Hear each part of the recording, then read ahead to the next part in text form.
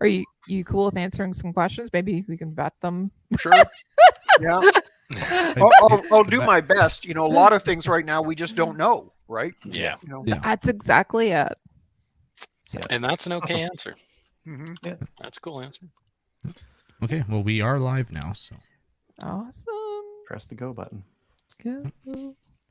Okay, well, welcome to this special show. It's not going to be the normal format, but yeah, welcome to Slamfire Radio, episode 258. And to start off with, I'd like to introduce and welcome Dr. Terry Bryant, Alberta's new Chief Firearms Officer. And Terry, to start off with, why don't you just introduce yourself, tell us how you got into it and your history with guns. Okay, well, thank you. It's a great pleasure to be here today. I mean, my memories of my involvement in the firearms community pretty much go back as far as I can remember. When I was a small child, the only things I ever did with my dad were go to the range and go to gun shows. I still have my Ontario. I remember seeing watching my dad, when I was less than 10 years old, because I can date some of those things from transactions that happened around that time. And I still have my 1972 junior membership in Ontario Arms Collectors. So I went through, of course, I was only 1 year old at the time. No.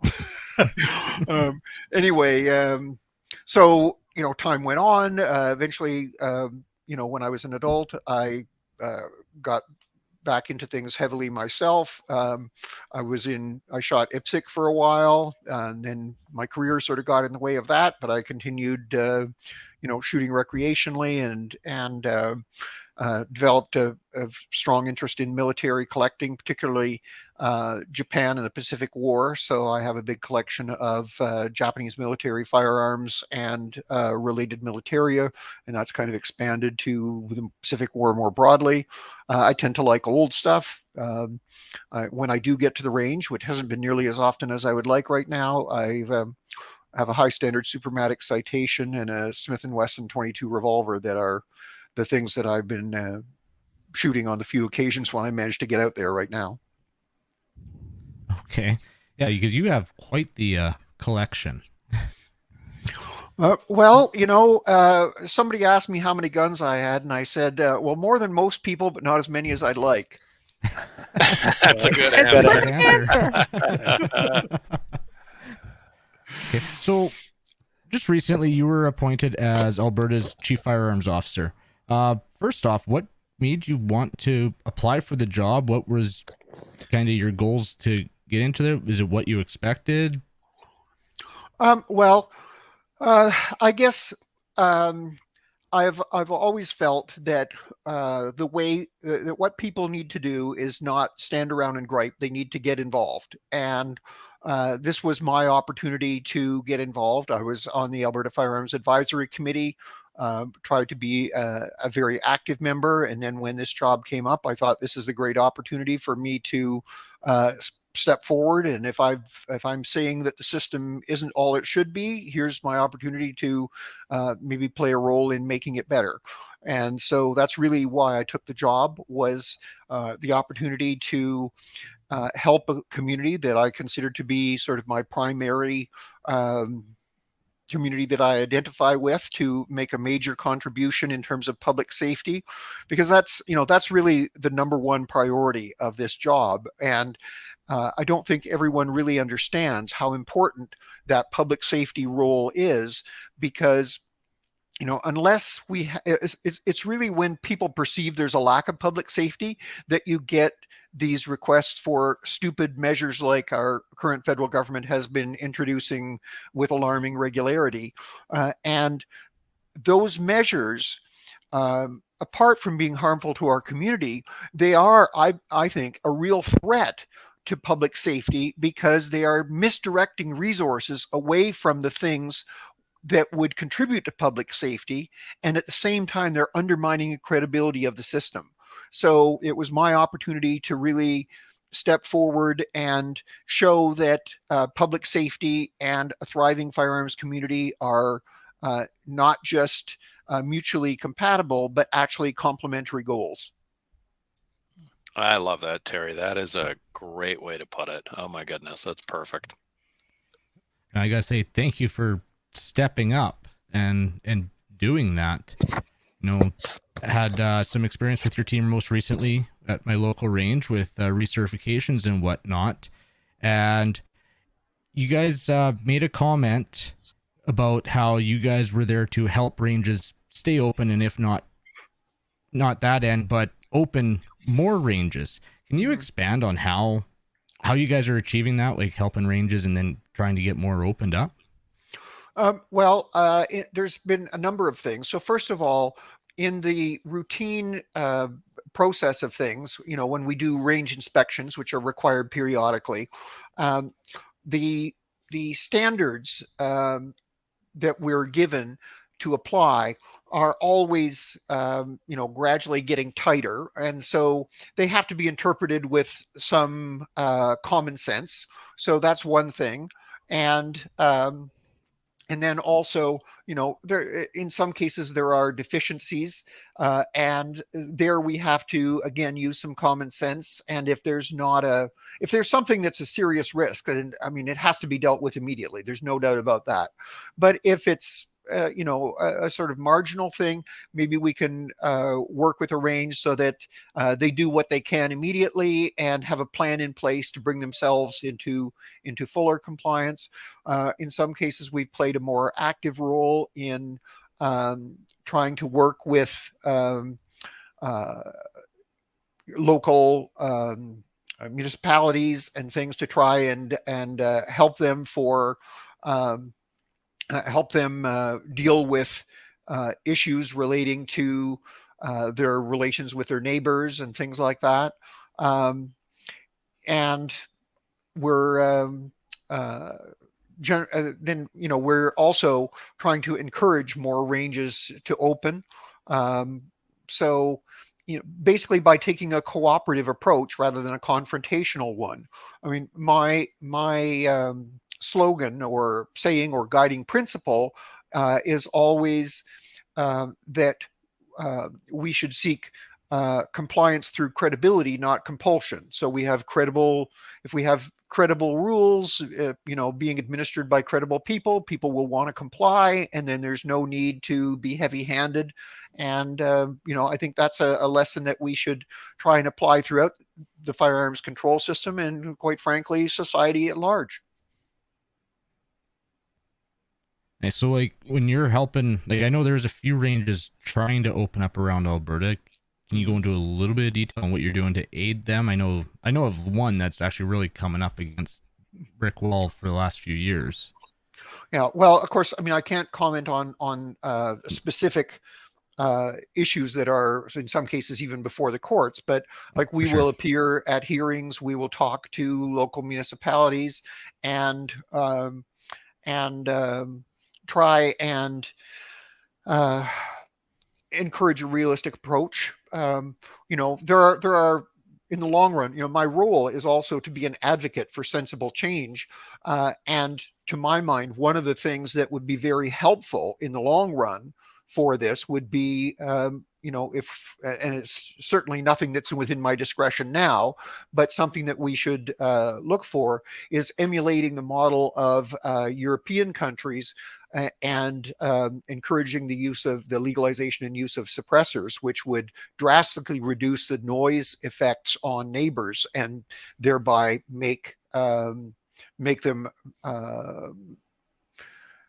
much better, make ranges much better neighbors for the people who live around them, and thereby reduce a lot of the issues that people living near ranges have with the inevitable byproduct of being somewhere where people are discharging firearms with regularity. I like the sound of that. That's pretty Makes awesome. sense. Yeah. Oh yeah, I'd absolutely. love to be able to use a suppressor on a range too, and just be able to shoot without the hearing damage. What a lot of people don't realize is that that's actually, in your European jurisdictions that our federal government would often hold up as models. In many cases, it's required. So it only makes sense. And how many people have had problems with their hearing in their advanced stage. I mean, nowadays we use earplugs and ear muffs, and there's now electronic. I'm not that technical a person, but there's electronic gizmos that will help with that. But it's not always practical in every case. I mean, if somebody who is out hunting, they need to be able to hear what's going on around them. They need situational awareness for safety's sake. So I think there's a lot of things that we need to look at in the long run, and that's what I'm in it for. I mean, I didn't take this job because I thought things were going to happen overnight. This is a long, tough slog. It's an uphill slog, as we've seen.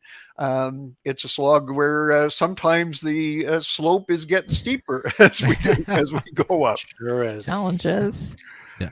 Well, I'd like to touch on the changes and the stuff you're working on, but I'd like to save that towards the end of the interview, because I'd like to get into more of the May 18th and then get into the C21 revival here. So you guys actually told me something interesting when I was talking with you in High Prairie about the May 18th announcement that, why don't you just tell the audience, how does your office find out about it?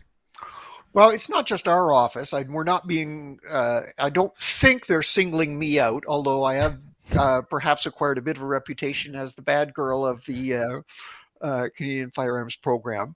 But all of the chief firearms officers were really, as far as I've been able to determine, had no advance warning of this. And in our case, we found out about it kind of by accident. One of our team members found something online, and then raised it with us, and we were trying to confirm it. And finally, towards the end of the day, we got a message back. Well, there'll be an announcement or a briefing next week, and we don't get any advance warning of these things, which there's I suppose a little bit of a tension between the fact governments often want to maximize the PR impact, and also they may have other strategic reasons for wanting to make announcements without advance notice. But then the fallout is that offices like ours get inundated with inquiries about what does this mean, how do we comply, and this seems to have, over the past couple of weeks, really snowballed into something that went from being a minor annoyance to being sort of totally overwhelming. Do you want to actually tell us what happened on May 18th? Because some people actually aren't aware of. And so let's just explain it a little bit. Yeah. So I guess there's two main things. One is that these are provisions of Bill C-71 that had been passed, but they hadn't actually come into effect. Very often laws are passed and then they kind of sit on the books for quite a while until either they've worked out a system for actually doing what the law says, and then these things will come into effect. So for individual transfers, you not only had to just check somebody's PAL, but you had to verify that PAL and get a reference number from the registrar. And that could be done either online through individual web services or by calling in. And of course, calling in has been somewhat problematic because there have been, let's just say, issues with the length of queues in the units where people are trying to call in. And then with the individual web services, that system actually works reasonably well for a fairly large number of people if they already have, internet and a computer, and they have their email registered with the central processing service, and they have online banking so that they can, or an actual individual web services account so that they can sign in. We did a couple, and it can work well. But the problem is there's a lot of people for whom those situations are not the case. I mean, there's lots of people in rural areas or older people who don't have internet or who don't have good access. They may be relying on rather spotty and low speed coverage. So the firearms community is probably more affected by that than would be a community in say downtown Calgary or downtown Edmonton. Yeah. So that's one side of things. And then on the business side, businesses already kept a fair amount of records, and but their record keeping practices varied. Some of them kept very extensive records, and others just bare bones. Yeah. So they now have to meet a quite comprehensive set of record keeping, and then keep those records for 20 years. And the concern about this, I think, is, I mean, in principle, making sure that people's PALs are valid is a useful thing. It's a good thing, because there has been counterfeiting of PALs and identity theft and so on. I'm not sure that the system that they have in place is actually going to resolve that issue, and it creates, because in its current form, I don't think it resolves that issue. I think they're going to end up adding on more and more to it, so that it becomes like a registry for individual transfers. And then on the business side, they have to keep all these records and keep them for 20 years. And if they go out of business, send them, unless the CFO dictates otherwise, to the registrar. Between those two sides, if after a couple of years, I mean, it isn't a full-fledged long gun registry right off the bat, but after a couple of years, if they add various information requirements on the individual side, and then they call in the records that businesses have, they could reconstruct a reasonable facsimile of a long gun registry that might actually be more accurate than the original one was, because one of the many problems with the old long gun registry was that most of the data in it were wrong. Yeah. So what you're saying is, those that are listening, never mind.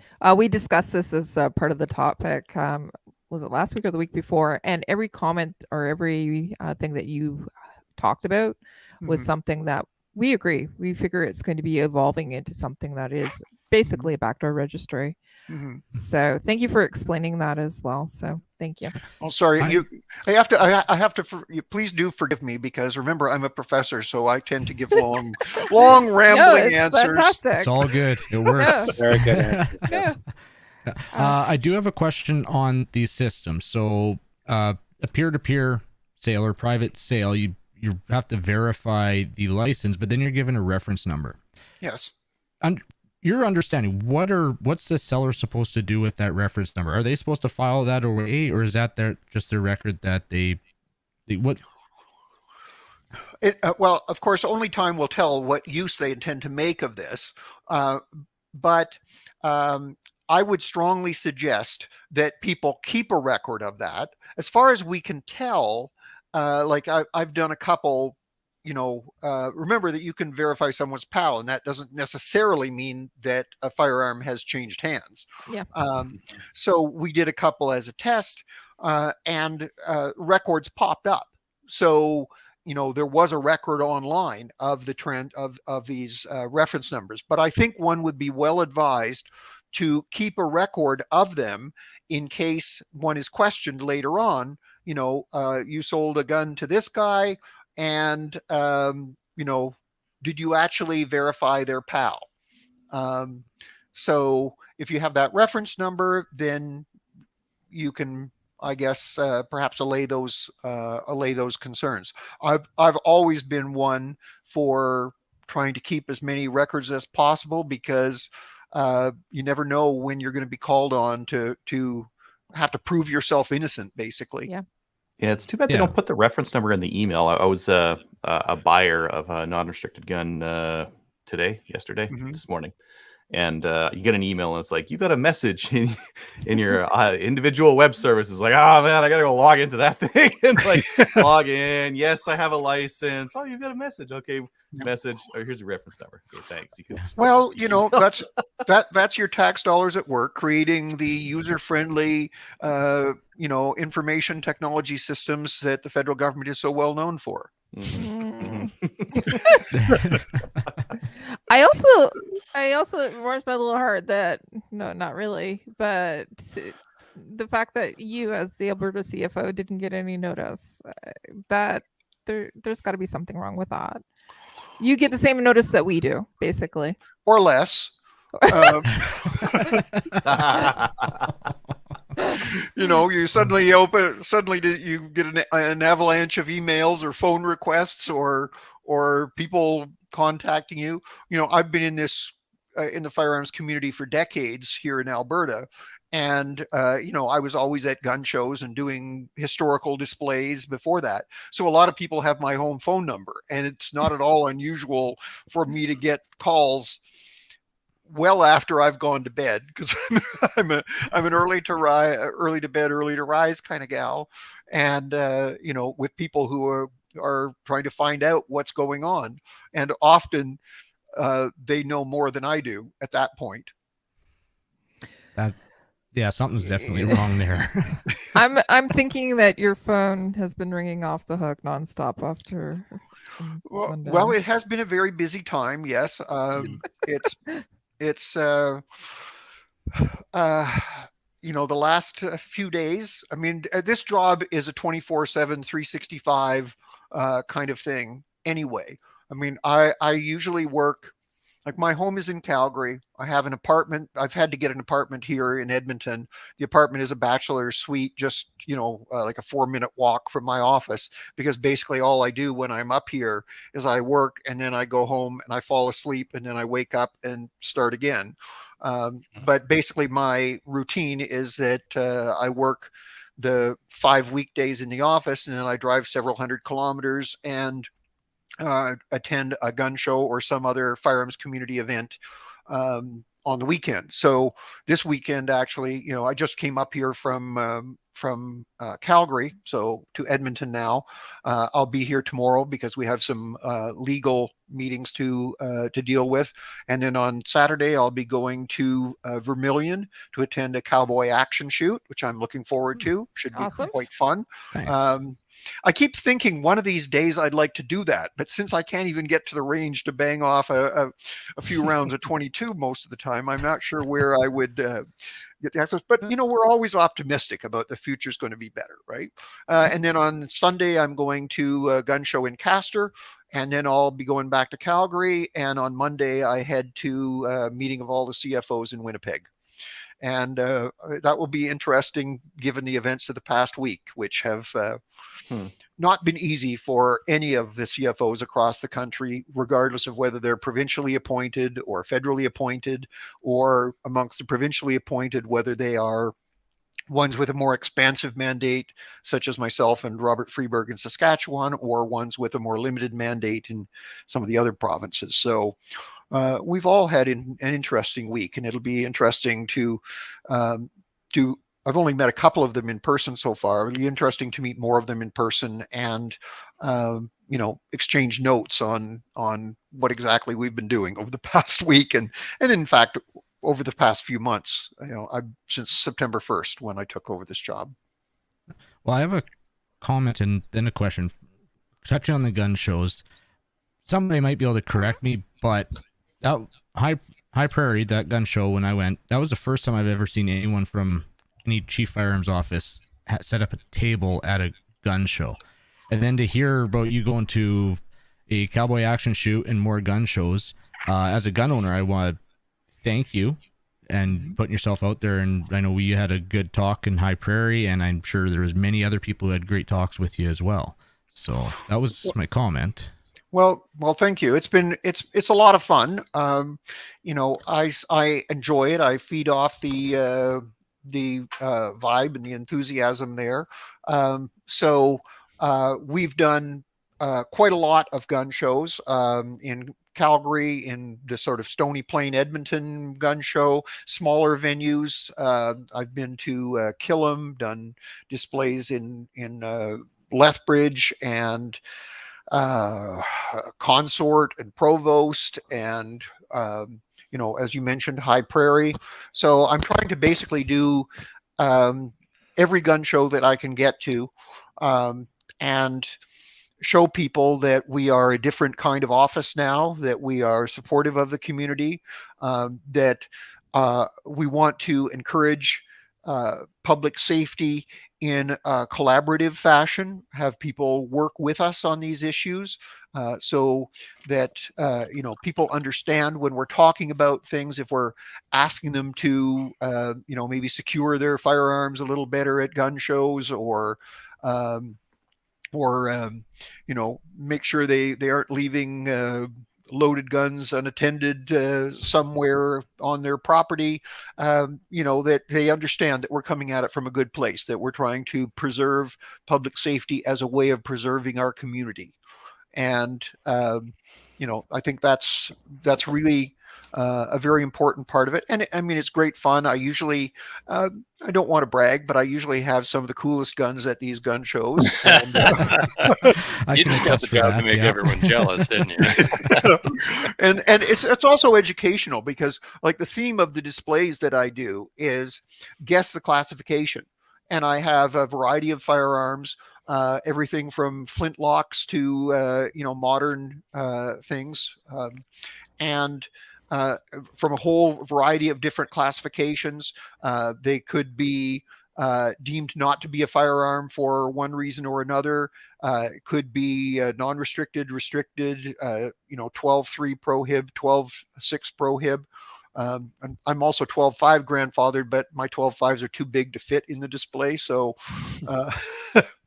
but people, it's interesting to see people come up and they're, what they're interested in, either because it's something they've seen in the movies or because it's particularly small. I have a couple of very small guns, and a lot of the women and children are particularly attracted to these things that they refer to as cute because of their small size.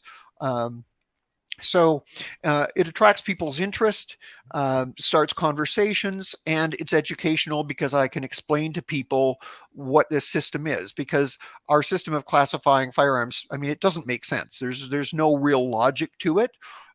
There's a set of rules, and you can apply the rules to determine the outcome, but those rules really have no foundation in logic, no foundation in public safety. They're just a variety of historical and political anomalies that have accumulated into something we try to dignify by calling it a system. Mm-hmm. Yeah. I was trying to explain some of the classifications a while ago to a friend who was asking me all sorts of questions. And I said, you're trying to apply logic to gun laws. And unless it's a safety thing, there's no logic to be found, my friend. You will go mad. Well, what I tell people actually is people will start saying, but this, but that. And I say, look, if you're going to start trying to apply logic to our firearms laws, please give me fair warning, because your head is going to explode and I want to take cover. Perfect. Speaking of firearms laws. Yeah, let's get into C21. Yeah. The hot topic of the last couple days. Yes, well, I mean, this is not just C21. It's C20. Well, it's the old C21 on steroids to become the new C21, because it has things in it that were not really anticipated before. The big three things. Now, I do want to say that there are some things in this bill that, in theory, could be minor tweaks to the law that could be beneficial. But all of those things are simply really tweaking things, that we already do. Like if somebody's involved in domestic abuse, we already yank their PAL. Okay. So it may assist us a little bit here and there. But the big three items in this are, of course, the freeze on handgun sales, transfers, imports, and so on. I just see somebody send here, we need to start a fund for a CFO private plane. I'm not agree. sure most of the places I go to have airports, but it's a nice thought. So anyway, I mean, there's this handgun freeze. Then there's the announcement of an accelerated timeline for the confiscation of the modern sporting firearms and historical artifacts declared prohibited by the Order in Council. And then there's these yet to be announced and rather intriguing comments about making limits to magazine capacity more permanent than the permanent ones that we already have. Yeah. And so the other thing that is disturbing about that, and I'm hoping that it is simply lack of knowledge, is that when you read the announcements about magazines, they're just saying long guns. They're not saying center fire semi-automatic long guns. And so, I'm hoping that that's just out of ignorance and not that they actually intend to extend it to rimfire and to manually operated things, because that would be, it's a pretty big undertaking as is, and that would make it pretty much unmanageable, I think. Yeah. Mhm. We have some questions. People have been asking questions. I've told people if they do have questions, we're going to actually ask them at the end. Right. But yeah, specifically people have asked about the magazine limit, if it's going to impact even just hunters as well. So oy vey. Well, I mean, the answer is we don't know, because that will be done by regulation, I'm sure, and until we see the regulations, we won't know. What I am hoping to do now. Remember, Bill C-21 was just given first reading. Yeah. And so there's a lengthy parliamentary process ahead of that, some of which could be short-circuited, here and there by orders in council to sort of jump the queue. But in principle, there has to be second reading, and then committee hearings, and then third reading. And, then even once it passes the House, then it could end up again in hearings in the Senate. And of course, there's always a possibility, because it's a minority government scenario at the moment, that we could have an election and end up with the whole thing being moot if we were to have a government, either a current government that reconsidered, or, which I think is perhaps unlikely, or a different government that would take a fresh approach. Mm-hmm. Yeah.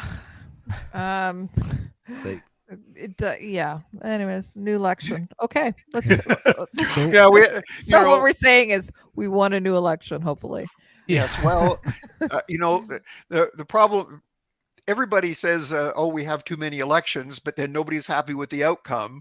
No. And so, well, you got to pick your choice. I'd rather have another election that we don't necessarily want in order to get an improved result. Right. But that's just my personal viewpoint. So one question that's been coming up with a bunch of my friends, Terry, is is there a possibility that they could do an OIC or some sort of regulatory change to cut off transfers on restricted firearms? Because when I was watching the press release, they seem to indicate, I'm pretty sure I heard something in there, pretty much we're not going to wait for the regulations to pass to put a stop to transfers of new firearms. So do you know if is that a possibility? They could, again, like you said, short circuit that particular thing just to really freeze things quickly? My understanding is yes, that from everything that I have been told so far, and of course, I mean, I don't know how reliable that is, because, believe it or not, neither the Prime Minister nor the Public Safety Minister, whispers sweet nothings into my ear. I don't get anything like favored access to information on those things. But my understanding is that yes, that they. My hope is. There have been some rumors going around, that things might have been closed off, within days or even today. But my hope is that they will allow a decent interval at least, because there will be people, if things are going to be frozen in place, at least until we can get that law overturned. There are some people who are, older, who may decide, it's time for me to cash in while I still can. And so, that might be the answer to some of the bare shells we see in gun stores right now. Mhm. If a few things are shaken loose. So my understanding is they can do that. My hope is that they won't do it, at least not soon, but anybody's guess. Okay. So let's talk about it. So since Monday, there has been a frenzy with purchasing, people purchasing pistols. Your office has been just a tad busy, right? Well, I mean, there's not a lot of grass grows under our feet to start with. Even before one of the things that really I find quite distressing is that the federal government is always talking about public safety, and so on and so forth. But they've been refusing to provide adequate funding and staffing to the chief firearms officers across the country for years. All of them are understaffed and overworked to start with in a regular situation. And so then, as you probably are aware, as you just mentioned, the possibility of this free coming into effect very soon has been a motivating factor to get a lot of people who are thinking, should I get that? Should I not get that? Well, now suddenly everybody simultaneously decided, yes, they should all get those things. Mhm. We've had some stores saying their volume has increased like 20-fold. Yeah. We had one of my officers reported that a store that would normally sell 5 or 6 in the period of time since the announcement had sold 129. Which is Mhm. that's a significant percentage increase. And for a Yeah. system that was already pretty creaky, the whole central processing service, the Miramichi unit is have had some operational difficulties over the last while, and I'll, as many complaints as I might have about that place, I'd say the people there must be earning their money the last couple of days. Okay, so we can Yeah. dispel the rumor going around right here. It's not that they were shutting off the transfers. The system crashed. Is that Mhm. pretty much They're what just too happened? busy. Yeah. Just a really busy. Yeah. Well, there was also talk earlier today of that the Northern Council might come in almost immediately. Yeah. But regardless, what we want to do here, we believe the firearms community is something that should be. It's an activity that needs to be regulated. At least in a modern society, it's inconceivable that you would have an activity like we regulate people driving their cars on the road and so on. There's speed limits and so on. A certain degree of regulation is going to be required, but we view this community as a contributing factor. If you particularly what a lot of people who are not firearms owners don't realize is what an important role this is as a community in many of the rural areas. In many of the rural areas, when you have a gun show or something, this is like one of the 2 or 3 big events of the year. I've gone to places when they have a gun show, and that's when suddenly there's every place in town has a lawn sale, and suddenly there's all kinds of people coming into town, so people make it a big occasion. Another event that I was at recently, they have like a big fundraising dinner and music and so on, so it plays a big part in the role of many of these communities. And then there's also just the community formed by these people themselves, like the people who were on the gun show circuit. I mean, this is where, all of my friends are. And I know that in those other, like the various shooting disciplines, whether it's cowboy action shooting or IPSC or whatever, those people who are regular participants in that, that's their community. And these laws and regulations that are suddenly sprung on people are devastating to these communities. It's just as devastating as if a tornado rolled through. It's really, really just, it's shocking to me that people could be so callous. And we need to recognize there are things that need to be done. There are certain things that need to be tweaked. But the first thing they could do if they really wanted to improve public safety is put more money into the border, put money into guns and gang units, put money into diverting people out of gangs, put money into addiction counseling, because drug trade fuels a lot of these abuses and fuels the thefts of firearms. There are so many other things that could be done with the massive amount of money that they're proposing to waste on things that will not have an effect on public safety. Hear, hear. Yeah, I saw a news That's all I article have to today say. that said gun smuggling still a concern, and I thought gun smuggling is the concern, not still is, a yeah. concern. So, Well, That's where it's coming from. the thing is that you do need a comprehensive approach to these things, because like, as long as we have a drug trade where there's a massive amount of money to be made, you have people, drug dealers, who are going around, they have a very valuable inventory and scads of cash, and they can't rely on the police to protect them because they're breaking the law. Okay. So it's natural, it's completely reprehensible, but natural, that they would want to acquire illegal firearms, and they will follow the path of least resistance. If they can get them easily smuggled, they'll get them smuggled. If they can, have 3D printers make them, or, whatever way. I mean, 3D printing is just more modern. Anybody with a lathe can make a reasonable, firearm. If they just have basic machining skills. It's not like it's not rocket science. People have been making firearms for hundreds of years. So, we need to cut things off at the source. We need to deal with the drug issue. We need to deal with, and it's not just drugs. There are other aspects of violence that we need to deal with. We need to deal with, spousal violence issues. We need to deal with violent extremists.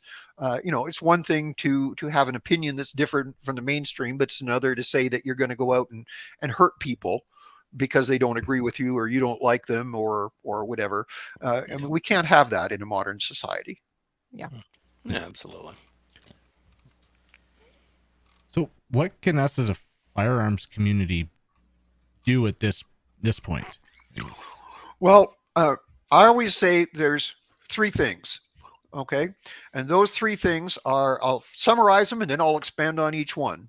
Okay. Join, donate, volunteer. So everybody should join a firearms organization and a political party that they feel is going to support firearms ownership. The cost of that is relatively small. I mean, a membership in a firearms organization, is, I don't know, $40 or something like that a year. Correct. What's that? 10 cents a day. So that's one thing, but also join a political party. That's even cheaper. Most of them are like $10. Okay. And so you could join a federal party and a provincial party, ones that are going to support firearms ownership. Then donate. Okay. And so my rule of thumb that I have adopted, and I considerably exceed this myself, but I feel that a firearms owner should donate the value of one typical firearm that they would buy per year. So, if you're a person of modest means and you buy, $300 guns, donate $300. If you don't do that, you won't have any $300 guns to buy before long. Okay, so if you're well off and you are one of these people who can afford to buy $10,000 or $20,000 guns, you should be putting $10,000 or $20,000 in. Put some into into supporting a local candidate. And then once you've maxed that out, put it into supporting a party, put it into, and of course there's limits in Canada, so you can't donate a huge amount of money to a political party. Donate to a cause. I don't think there's any limit on how much money any of the firearms organizations could accept. And then that's not enough. Okay. What I've always said is if you want to find out what's important to somebody, don't ask them. Look at their checkbook and their day timer. Yep. I'm old, so I remember day timers. Okay. But if you aren't putting your money where your mouth is, and you aren't putting your time where your mouth is, then you don't really value that thing. And so people should work either, my feeling personally is that it's better to become politically active, show up, volunteer, to support someone in your constituency. They always need people. They need people with a wide range of skills. They need people who can do carpentry to put up signs. They need people with computer skills. They need people who are good on the phone. They need people who can just walk around and distribute brochures. So no matter what your particular set of skills are, there's things that you can do. And that's how you get access to people and get them to listen to you, because they see, hey, Bill or Mary or whoever, they're really one of my key supporters. I should listen to what they have to say. And this is the path that I followed. I mean, I just started to volunteer, and 3 years later I was the president of a constituency association. So we really need to step forward, and everybody can do a little bit. Not everybody's crazy like me. I always say that, when people say, Terry, how did you get your job? I said, well, I've hit this sweet spot where I'm crazy enough to take this job, but not crazy enough that they take my pal away. That's an awesome answer. Awesome. Yeah. That's great.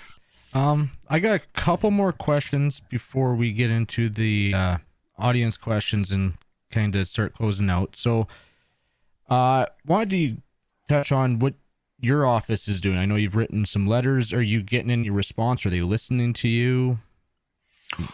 Well, so I wrote a couple of letters to the Minister of Public Safety. The first one was quite long and detailed about the Order in Council issue and other matters. And basically the thrust of that was that you were going to, they were proposing to spend billions of dollars on something that wasn't going to help public safety. So why don't you spend it on something that's actually going to be useful, like the various things that I've already mentioned, the border, strengthened police, more firearms officers, addiction counseling, anti domestic violence initiatives, and things of that nature. So that was one letter. That's the one that's most well known. Another one that we sent out just recently is shorter and is focused on the issue of the May 18th measures, which were sprung on us very quickly, and nobody had time to react to them. And so I was saying, hey, let's take a pause on this, and give us some time so that we can have some feedback on this, and then either it will result in refinements in the system that make it easier to live with and alleviate people's concerns, or maybe you'll just realize that the whole idea was not something you should have undertaken in the first place. Mm-hmm. So those are the kind of letters. Now, do I think that those letters are going to have a magic effect? Well, nobody gave me a magic wand, when I took this job, and I could just wave it and suddenly cause people who are stuck in old-fashioned, obsolete ways of thinking that don't contribute to public safety, and it was going to magically convert them. Okay, but it's part of changing the conversation. it's really important that we change the conversation so that people recognize that when we are objecting to these measures, it's not just because it's going to be an inconvenience for us. People have often dismissed our issues derisively as saying, well, it's just your hobby and that sort of thing. It is our hobby and it is our community, but it's also the concern that we have with public safety. And when you pour billions of dollars into things that have no public safety value, that's money that you could have spent on something that would have a public safety impact. Yeah. And so when you do that, you're actually harming public safety. So, and a lot of these packages of measures, they'll have a few little good things in them, and then a whopping big expenditure on something that's completely useless. Well, we here in Alberta are smart enough to know that if you take an apple pie and a cow pie and you put them together, you don't get two apple pies. Oh, I love that. Oh, that's great. I'm stealing that. Okay, so my last question before we get to the comment questions. I asked you this in High Prairie. I just want to get it out there. What are the chances, what's the possibility of Alberta saying, screw it, we don't subscribe to the federal firearms program, we're just going to do our own, direct and manage our own firearms program? Okay, well, I guess that's a complicated issue, and there's, I guess, two answers to it. We can't opt out of federal law entirely. Like if the federal law says you got to have a PAL to buy a gun, we got to do that. Okay, that's not an option. But what I think is an option is that right now we have what I would consider to be the minimum that we could do to say that we have a provincial office. Our office deals, I mean, we do some transfers and we do a few other things, but the meat and potatoes of our business is licensing. And so we license businesses, we license ranges, and we do individuals. Well, the licensing of businesses and ranges, we do almost all of that because it requires inspections. So our teams go out and actually make sure that businesses have proper security measures, make sure that the ranges have proper backstops and so on. And so, that's sort of one aspect. But the individual transfers, most of that still goes through Miramichi. And I think that the past while, not just this last couple of days when, the volumes increased to such a level that, any system would have been put under strain. But they have repeatedly failed, in my mind, to uphold public safety. They have not, I can't mention for public safety reasons some of the things that have happened, the practices that they have that I think go against public safety, but they have allowed some very serious public safety breaches there, and that's unacceptable. And the time that it's taking for people to get their transactions processed is also unacceptable. And so what I think is something that is practical would be, yes, we still have to operate within the framework of federal law, and hopefully we'll be able to get that federal law changed, because part of my mandate is to advocate for change. But we will try and administer that law in the most efficient and most public safety conscious fashion that we can. And, the whole approach that we have here in the Alberta Chief Firearms Office has been to hire people who are the best people we can get to make the tough decisions about who should and who shouldn't have a gun, legally, that is. Of course, we can't do a whole lot about the illegal market, but we can, have the best people in place to make those decisions, and then to continue to develop their abilities to make those judgments by providing them with state-of-the-art training in things like, recognizing gang affiliations, whether it's biker gangs or street gangs, recognizing signs of domestic abuse, recognizing extremism, and where it crosses over from, just unpopular opinions into things that are actually going to represent a risk to someone or to society as a whole. So we've really taken a very people-oriented approach to this, and I would like to do everything we can to bring back as much of the administration of the program as we can and do it here on that model, show that that is a superior way of doing things, and hopefully by leading by example, drive change at the federal level. Okay, shall we get into Amazing. some of the questions? This is actually Yes. a good segue because the first question we have is specifically from Doug Rodenbush. He says, do I understand Bill C-21 correctly that there is a section designated to withdraw some of the provincial CFO autonomy, specifically issuing of ATTs and ATC permits?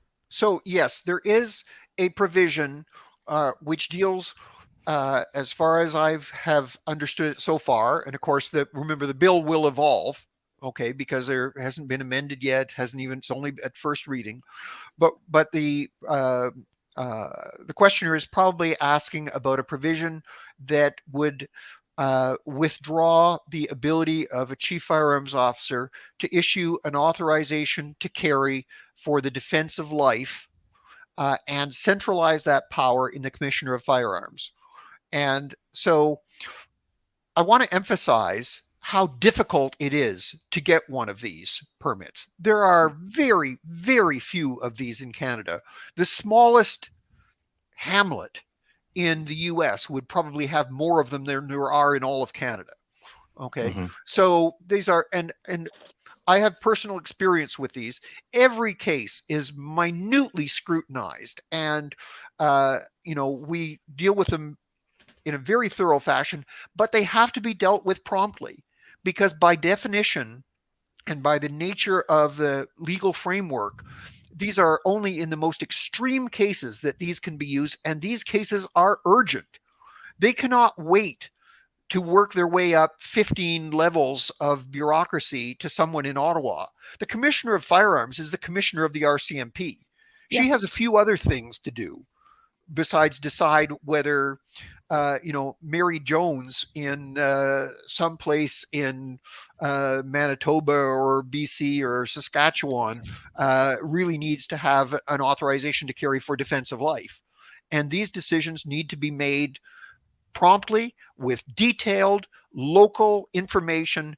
And that's why I feel that the only viable place for those decisions to be made would continue to be in chief firearms offices. And I believe the number of the very small number of these that are issued is a strong testament to the fact that we are upholding the very demanding requirements for issuance of such authorizations. Well, last time I heard there were like 2 of those issued in all of Canada. Just out of curiosity, do you happen to know how many of those applications you would get in a year in Alberta? Well, I can't disclose too much about this, because knowing that someone doesn't have an authorization to carry could also pose a risk to them. Yep. Right. Yeah. Because these are cases where often someone is targeting someone. And so if I say, oh, well, no, that person doesn't have one, that would be exposing that person to more risk than they're already in. Okay. So, but I can tell you that the number is very, very small. Very, very, very, very small. Very small in Alberta.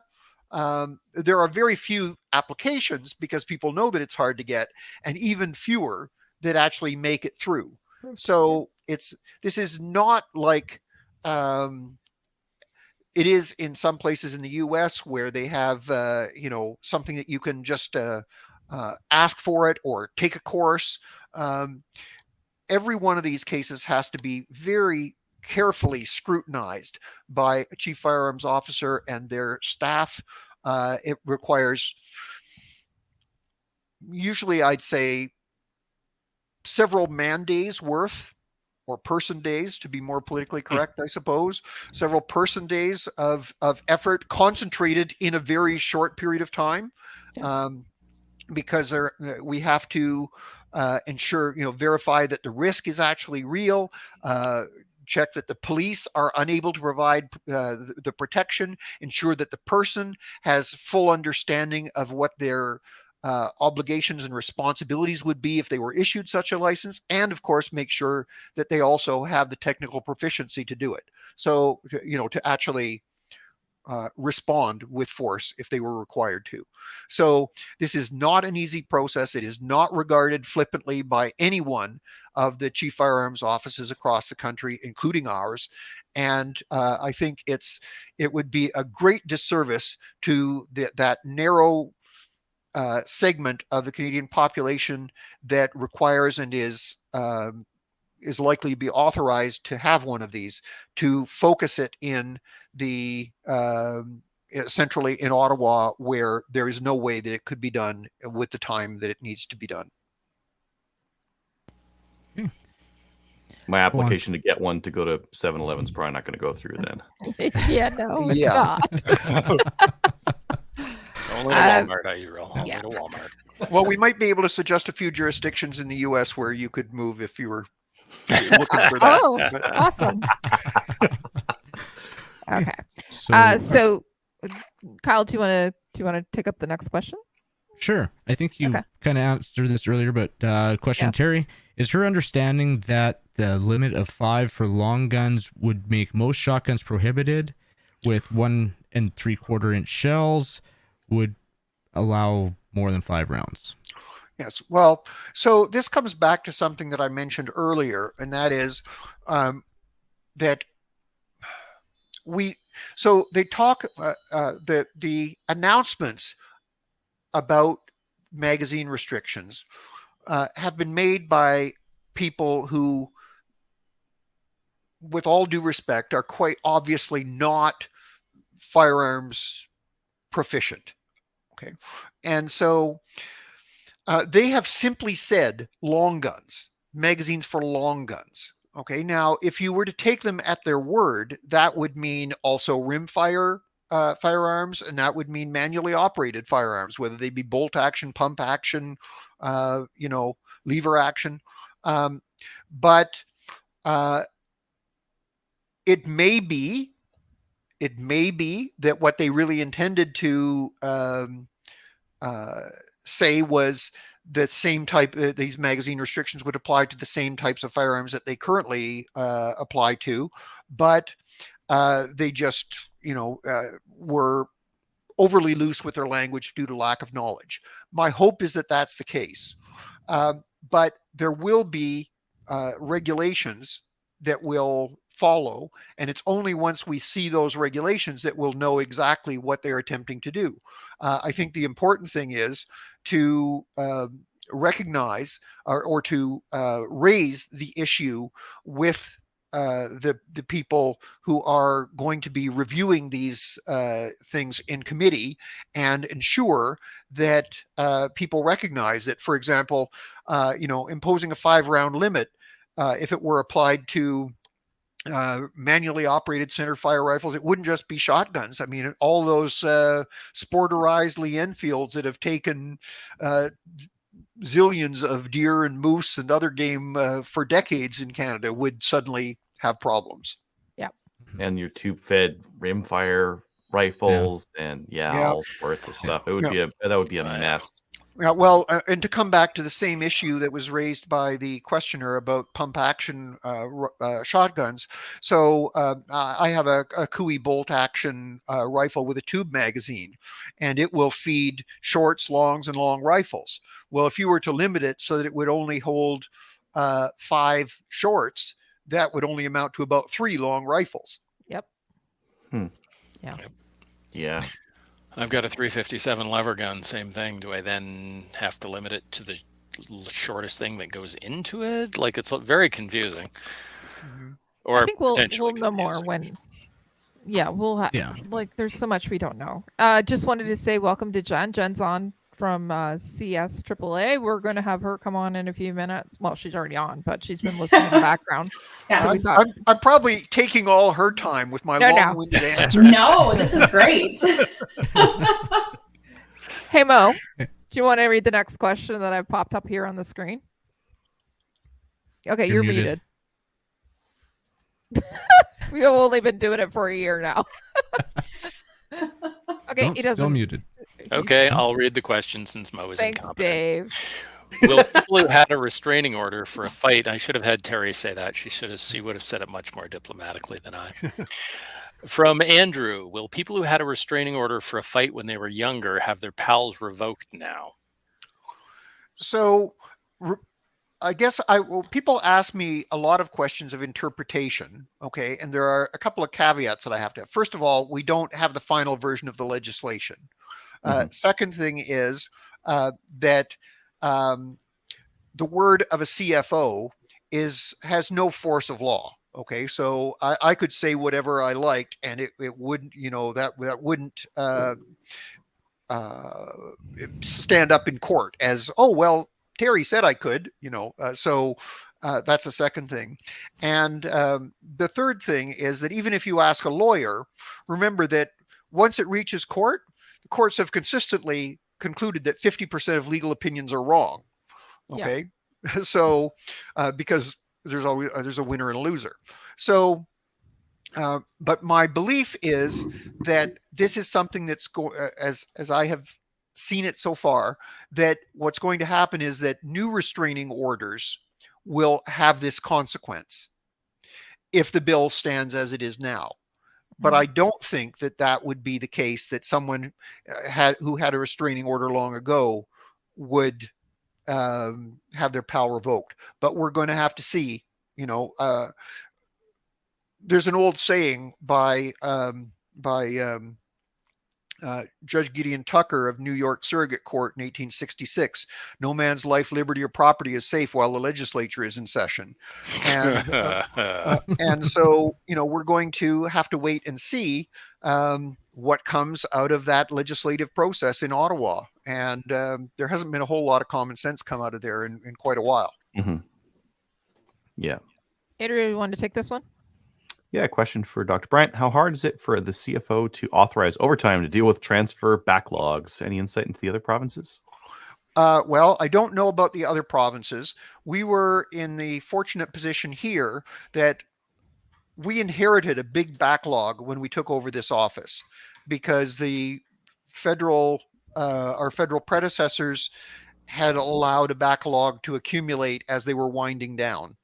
And so we got some overtime authorized to deal with that, and we're using some of it, to help deal with this issue now. So, but in general, it's not an easy thing to get. It depends. So the way that firearms offices are funded is in principle federal. Like, the feds are supposed to be paying for all of these offices, but they pay according to a formula. Yeah. And so that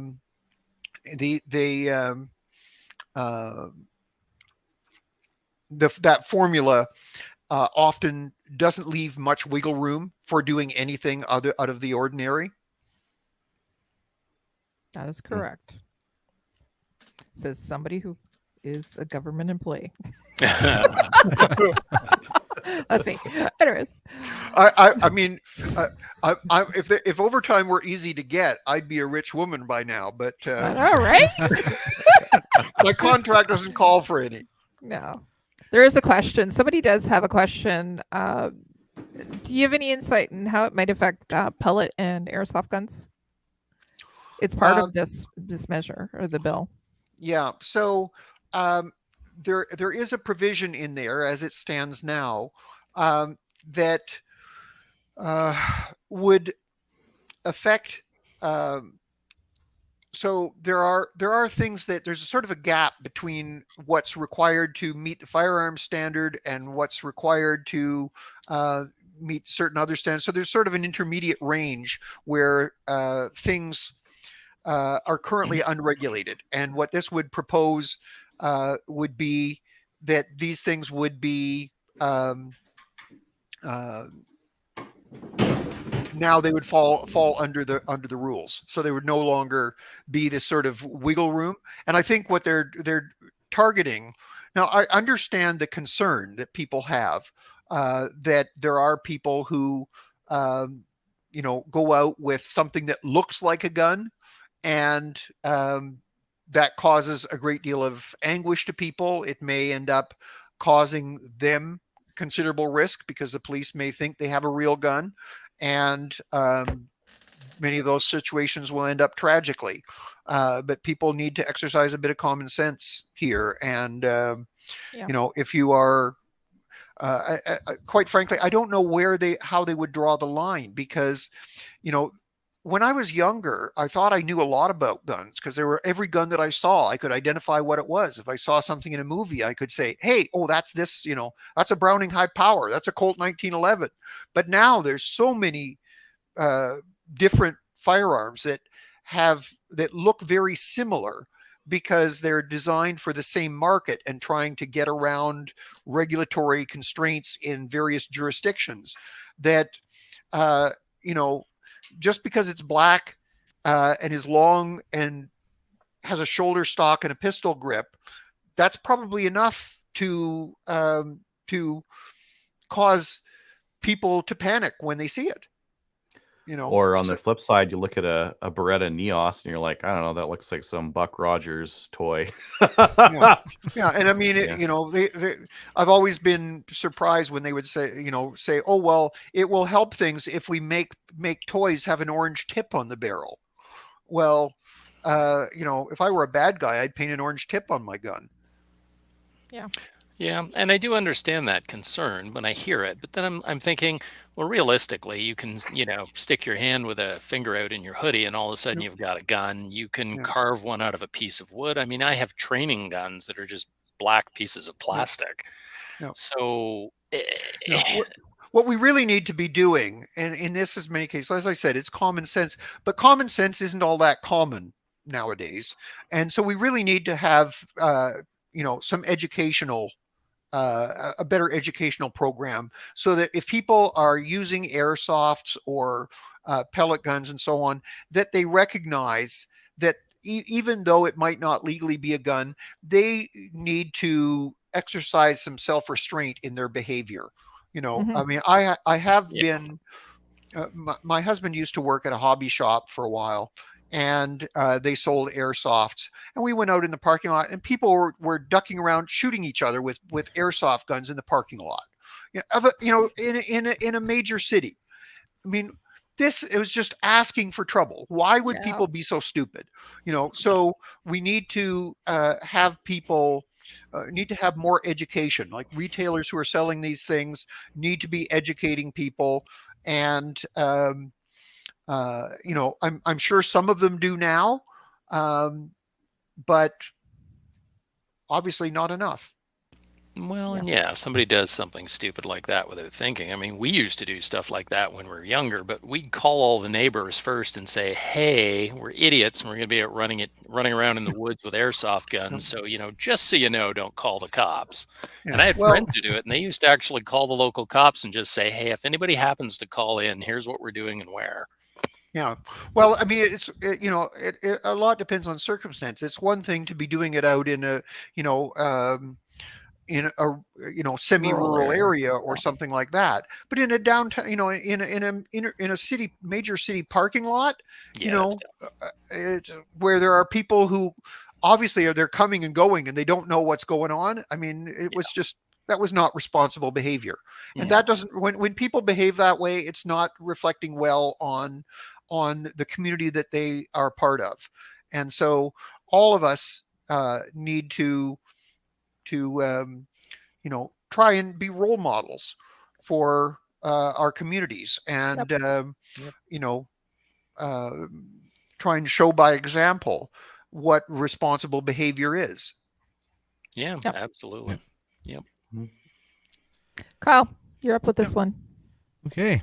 So Craig Dunn asks, RPAL applications, how long do they normally take? I'm on 7 months now. Chances of it being done before Trudeau's C-21 takes full effect? Well, I guess there's several key points in there. One is normally. What is normally?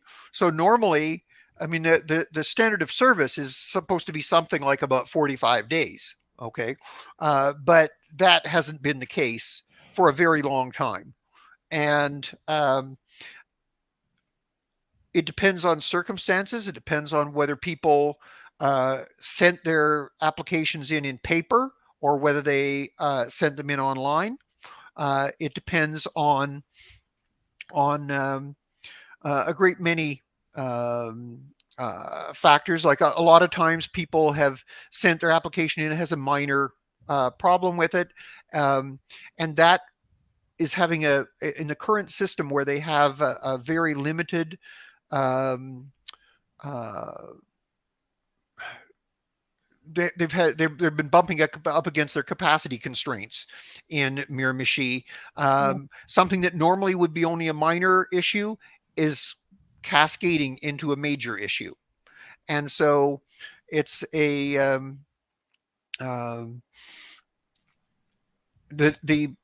shorter answer to that is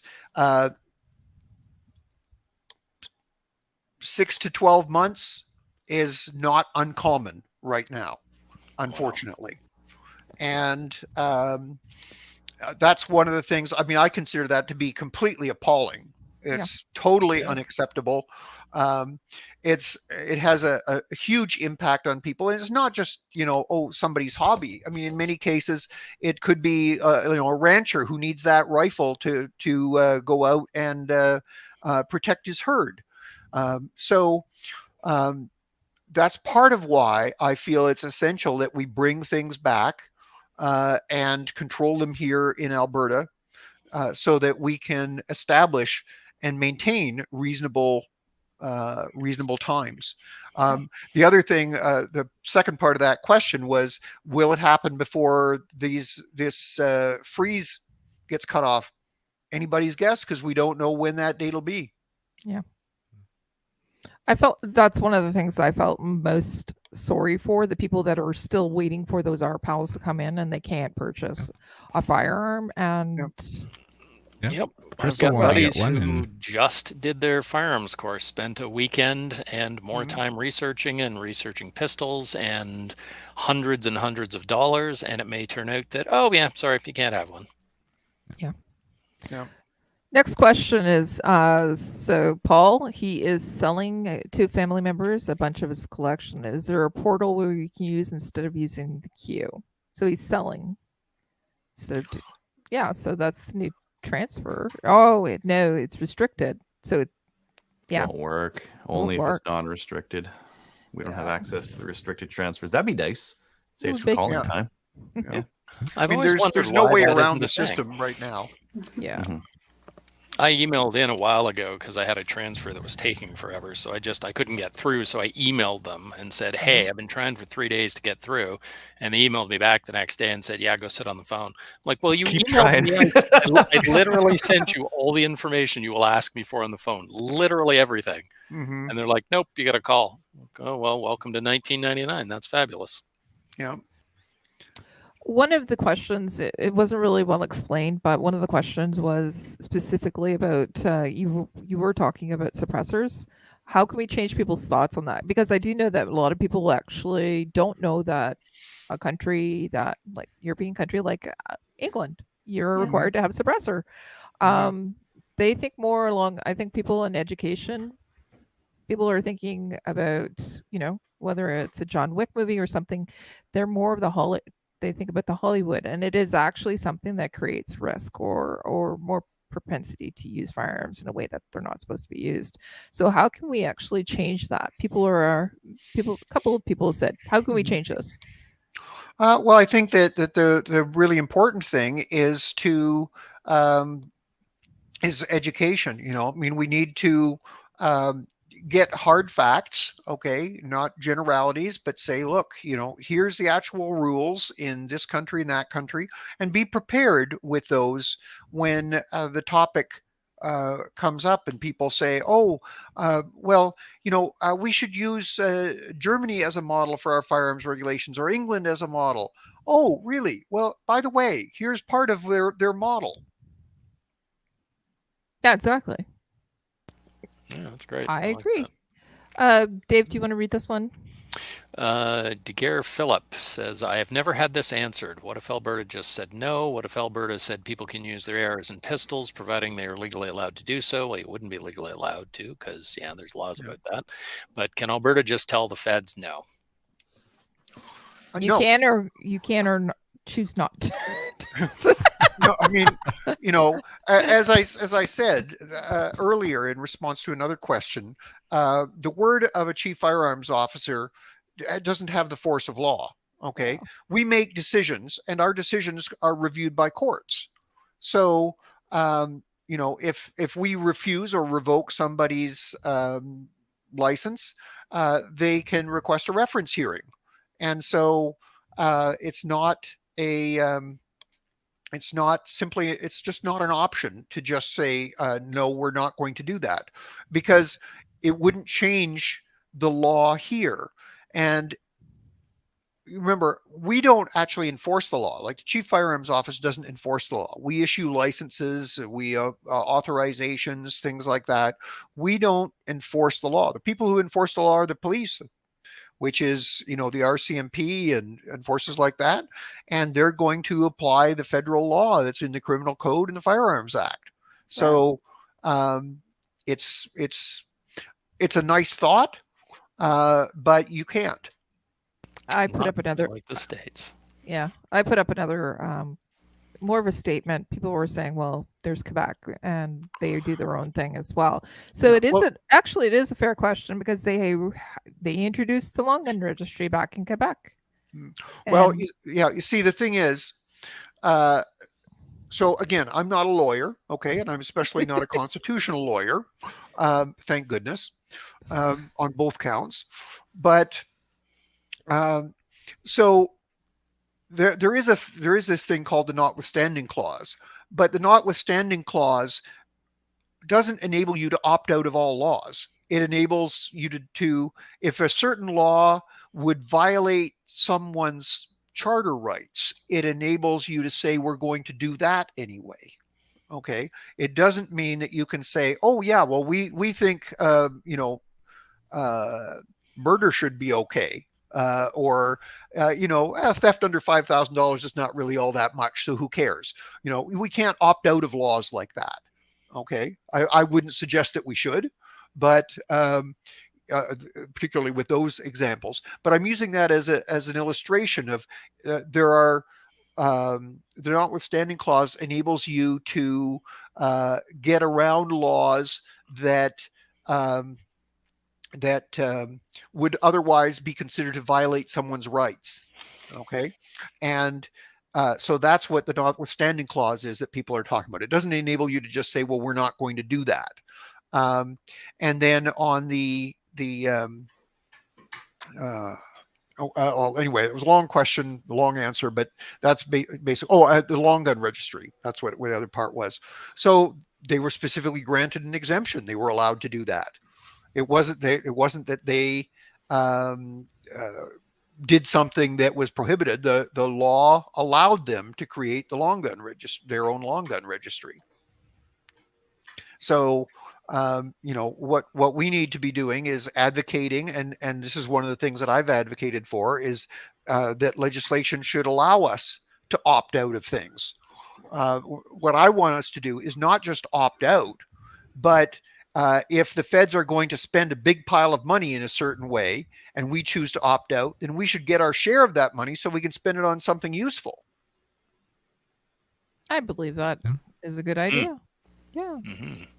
I'm just going through. You've answered some of these questions already, so I'm just going to continue scrolling. Okay, well, I have one that was texted to me while you're scrolling. Perfect. Will the CFO help implement or pursue getting school programs or education on gun safety back in the schools? Okay, so every province has a slightly different model for how they administer firearms education. in our case, we have a partnership agreement with IHEA, the Alberta Hunter Education Instructors Association, and they basically do all of that. Okay, and they do there are actually some schools that do have some firearms education in them. Okay, and so and they are the ones who are working on that kind of thing. I can tell you that I think that I think that that's a viable goal for some schools. But I think that the idea of it being universal in schools would probably be quite a long shot, with the exception that I think where we might have some ability would just be on the very basic element, not firearms usage or anything, but just the safety element of what to do if you see a firearm, that sort of thing. I think we might be able to work that into the curriculum, just as the same way that I don't know whether they still do, but long ago when I was a child, they did traffic safety in school. You learned, that you were supposed to look both ways before you cross the street and stuff like that. I could potentially see that as a viable goal in a society today. Back then, they had Elmer the safety elephant was the one who would tell us the. Oh God, I'm old. I remember him I too. remember that guy. Loved Elmer. So there's just a couple more comments. The majority of the comments were saying thank you for taking so much taking time out of your busy schedule and coming on and informing everybody about this, and also supporting firearms owners in Alberta. There is some questions about other CFOs.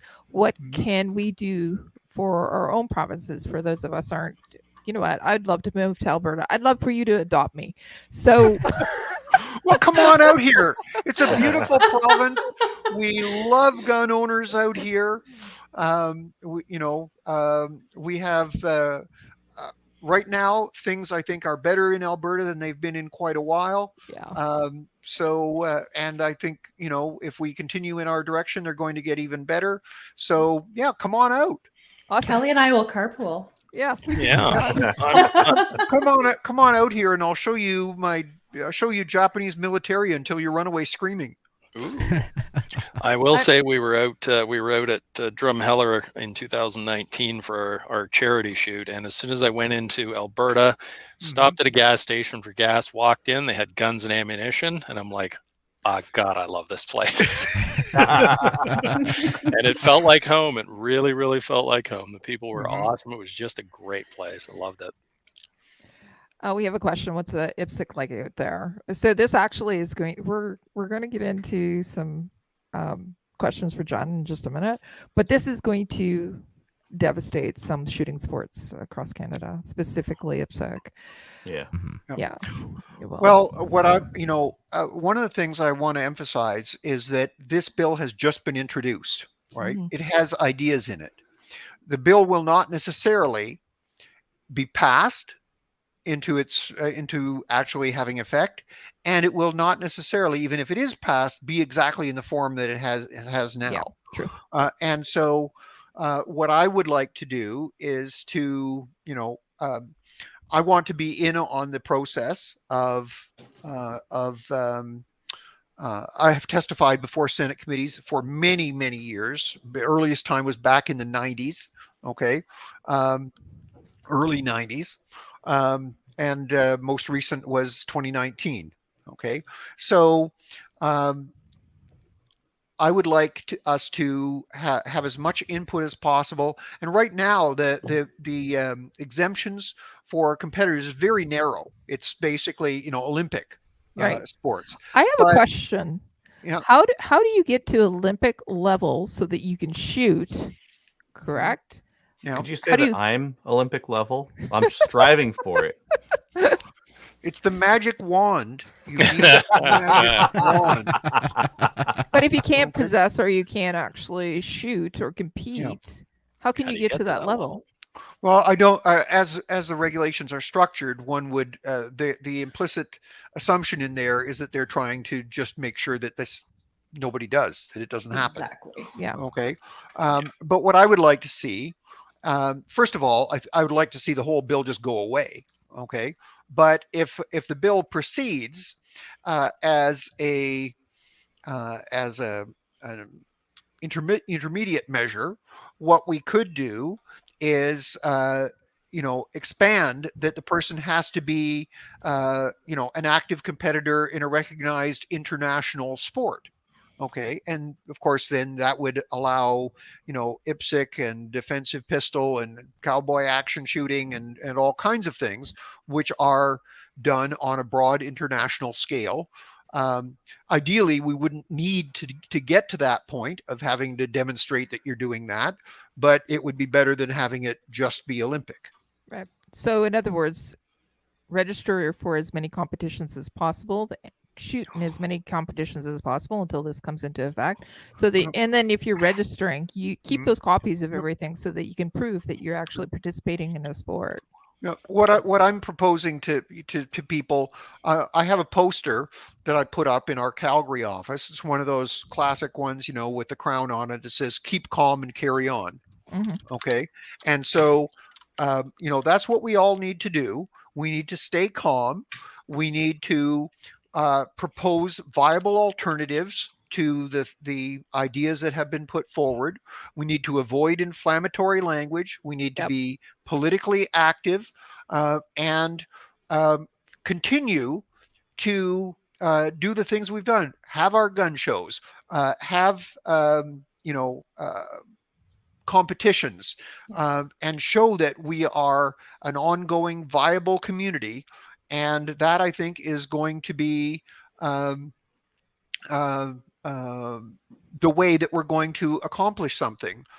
Is we show that we're responsible people doing safe, responsible things, that we approach our role in society in a responsible fashion, that we are safety minded, that we are public spirited, that we are trying to, in every way possible, to have a positive impact on safety. I think that these organizations that are organizing competitions, this is the best thing that you can have in terms of creating people bounce this idea around about gun culture, like a gun culture was a bad thing. Every country has a gun culture of some kind. That gun culture is basically, how do people view firearms? Okay. And all of these competitions and hunting and collecting and so on, these are the things that create a positive gun culture because they view the firearm as playing a positive role in society. And so if we withdraw those things that are helping to create a positive impression, then all we are left with is the oftentimes sensationalized or negative images that we get in movies, the media, video games, and so on. And there would be no counterbalance to that. Correct. Absolutely. So guess what it is on June 4th, which is Saturday. National Range Day. It's National Range Day. Yes. Get out there, participate. By the way, fly those freak flags. They're not freak flags. Anyways. Well, I'll be on a range. On June 4th, I'll be on a range. I'll be in the Vermilion Gun Club range for a cowboy action shoot. Nice. That's so awesome. But just promote it, share it, tell your friends about it. Because you know what? If you look, Terry's out at a range, and she's normal, and she's a great lady, and she's a professional. Yeah. So what do you think if I do cowboy action shooting? What do you think my handle should be? Like Big Red or? Quite frankly, I think you've already got an awesome name for it. Just cut the Terry off and go with Jane Bryant. I mean, that's like a sheriff name right there. Yeah. Okay. Wait. Are you gonna shoot it with a Nambu? Should it be like Nambu Weeb or something like that? Samurai outfit. Well, I did recently. I recently got an Uberti 357 Magnum, single action army, and I put it in my display because it deceives everybody. It has what they refer to as original finish, so it they've basically distressed it so it looks old, and everybody thinks it's an antique. But they didn't make. No, it's None of the gunslingers use 357 Magnums that I'm aware of. Doc Bryant. I think Yeah. that's a good one. Yeah, there you go. There we Jared go. has won. Awesome. Yeah. Anyways. Yeah. Thank you so much. This Yes. has been a great segment. Just Well, fantastic to have you on. Well, thank you. I really enjoyed it. And,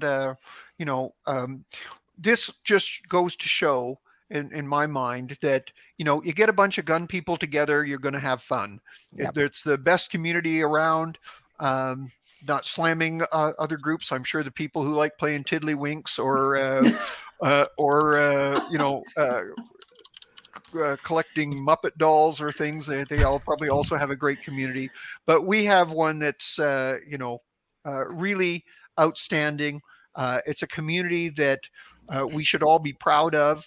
It has a long history. We have our heroes. We have our history. We have our events and traditions. And I want to see that continue for a very long period into the future and continue to grow. Here, here. Yeah, absolutely. Yeah. So thank you all for all the work that you're doing as well, because it's important that in my day, you had to actually go to a gun show to meet or to the range to meet other gun people. Now there's all these other electronic ways of which I'm only very vaguely familiar. but just as times move on and people are now using Glocks and SIGs instead of single action armies, except at cowboy action shoots. We need to move on in terms of how we form communities too. And so I appreciate the work you're doing to keep at the leading edge of that process. Well, thank you very much. Thanks, Terry. Thank you. Awesome. So are we done? Well, we could just talk for hours yet. but Yeah. Hey, this is fun. Here you have to get up early. Yeah. Well, I do get up early. I do go to bed early. I do get up early. So, Well, Well, thanks, Terry. That was Yeah. amazing. okay. Well, thank you. Everybody's.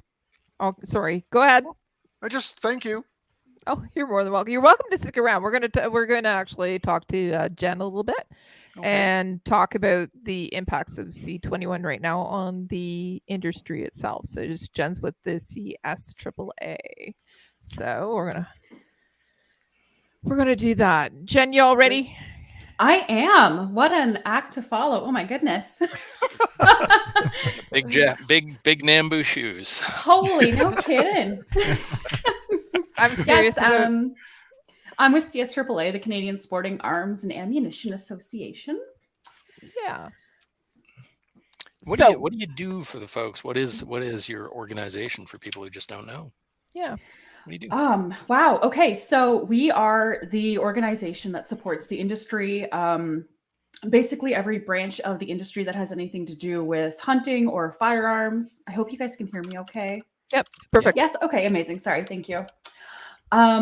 So we are involved in all of the parliamentary discussions that have anything to do with firearm regulations or hunting regulations that would directly impact the industry. We're the support system for our retailers, dealers, manufacturers.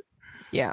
So you actually support the industry side of things, the retailers, Exactly. the manufacturers. Yeah. Opposed to the consumer group organizations. So with C21, there has been some significant changes over the last couple of days. However, before we get there, I just wanted to actually get a little bit of information about you. I've known you for a little bit. Yeah. You're a fantastic lady. But you recently came on board with CSAAA. But why don't you give everybody a little bit of background about who you are? And you actually are a shooter. You're an outdoors woman. You go and hunt. Okay, I'm actually giving you a bio. I'm going to stop. I'm going to let you do that. Sure. You'll probably do a better job than I will. But yes, I'm a hunter, a shooter. I do IPSC and Steel Challenge. So Bill C-21 is really hitting me hard and all of my friends at the range. Big into hunting. I live in Ontario, so I mostly hunt turkey, deer, goose. And yeah, other than the handgun or firearms and hunting, I just do CSAAA stuff. This is my life. This is your life. It's probably taken on a life of its own, as I said, over the last couple of days as well. I know that the industry has been Absolutely. I particularly hit mean, hard. we got hit with C-71, and then not long after, we got hit with, you know, the possibility of C-21. So it's just Right. the industry is definitely booming right now, extremely busy, and Mhm. they're going through tons of challenges. So let's talk about some of those challenges. What about Yeah. specifically? I know that they're, you know, the retailers that we're seeing, they are working. They're open almost 24 hours a day now with just trying to get process sales, and That's it. We have our retailers, our business members, they're working through the night, they're working all morning. I understand that the system is extremely backlogged. So the online business web services that they use to process these transfers is often Yep. crashing. The phone lines are just completely flooded, so they can barely get through. They're having a very hard time even processing the transfers that they're getting in. yeah. And of course, having to do non-restricted transfers now too doesn't help. No, it's just compiled. Or, Yeah, Yeah. I really, really feel for them. And we don't know what's to come. I mean, we're getting retailers calling in saying, hey, should we order more stock? Is there going to be a freeze right now? It's And you're not being brought up to speed on it at all. no, say that that's you have that's some the cult- big problem. Yeah. Yeah, So- we had a meeting this morning with CFP, and we had so many questions and concerns. And of course, since, like Terry said, the final draft of the regulations aren't available or probably even drafted, they couldn't comment to most of our questions. Yeah, I actually think that you're correct. It hasn't been fully drafted. They don't even know. It was a reflex that they've implemented. Saw an opportunity. I'm just going to leave it right there. Okay. Complete knee-jerk reaction. But one of the things that was in C-21 was that the bill indicated that businesses won't receive any compensation for business loss or anything that maybe stock that they can't sell. You said won't, correct? Yeah. Okay, good. I said thought did- I wanted to make sure I heard it Did I right. say? Yeah. Cool. Okay. No, yeah, that's a big question we had. And the answer I was directly given was that they don't need compensation because they can still sell to law enforcement and elite shooters. But I don't see too many law enforcement or Olympic shooters walking into your local gun store to pick up Buying their an supplies. STI. Exactly. No. Yeah. Yeah, that was a Absolutely. concern from a couple people I talked to that are in retail, because they're like, well, so we're selling like crazy, but basically the government has said you better not bring more stuff in because you're going to lose money. So I see that as a real like a delaying tactic just to try and stop people from importing stuff. Exactly. I mean, they told us that they have not delayed or halted imports from CBSA. That was my But question. Yeah. Yes. No, those at this moment have not been, delayed in any way or stopped, but this kind of leaves our manufacturers up in the air also because they don't know what to build next. We don't know what other firearms might hit the OIC going forward.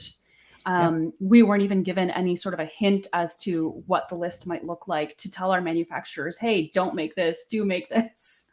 Right, because that was part of it as well. They said that they are looking at another 350. Was it 350 guns that they were going to actually look at to adding to the OIC? Exactly. Yeah. So yeah, and we kind of pushed for just even a tiny hint, but maybe they don't even know.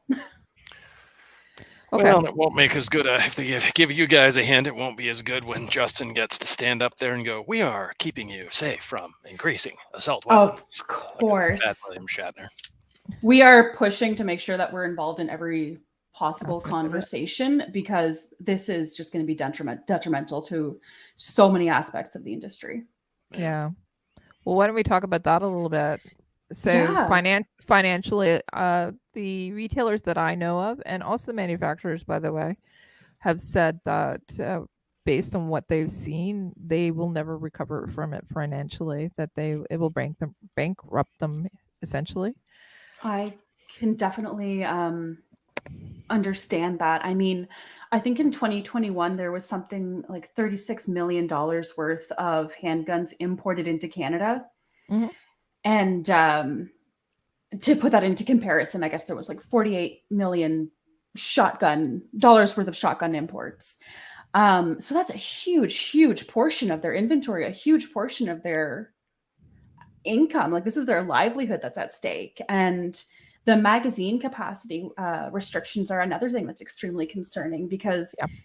again, there's no details on that whatsoever. But we asked, what about non-detachable magazines, shotguns? I mean, this could affect outfitters. Plenty of people come from the States to Yep. hunt goose and do different forms of hunting that they can't do down there. They're not going to possibly destroy their firearms to meet Canadian standards to hunt here.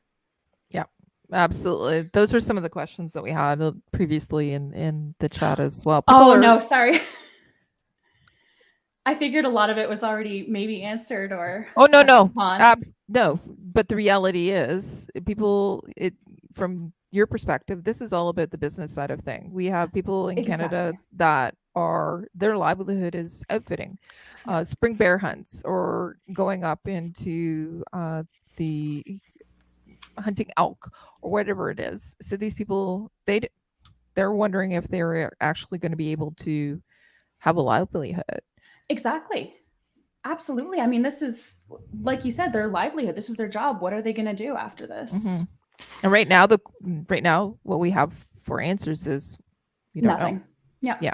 Literally, no comment is the answer. A lot of those people have been hit so hard with COVID as well that people haven't been able to come up for trips and haven't been able to get out to hunting lodges and stuff. So that would be, I mean, even a minor, well, quote unquote, minor inconvenience, like you have to buy a new shotgun. I mean, that might just destroy them. Yep. Yeah. 100%. I mean, especially if people are coming into Canada specifically to shoot, they're not going to want to buy a new firearm just for that. And I mean, my concern is, what about the manufacturers that send us handguns? If they can't do that anymore, how much are they going to want to work with us if they're so limited as to what they can and can't ship us? Yeah, absolutely true. Oh, they won't. We're such a tiny portion of their market. I mean, it's not worth the time.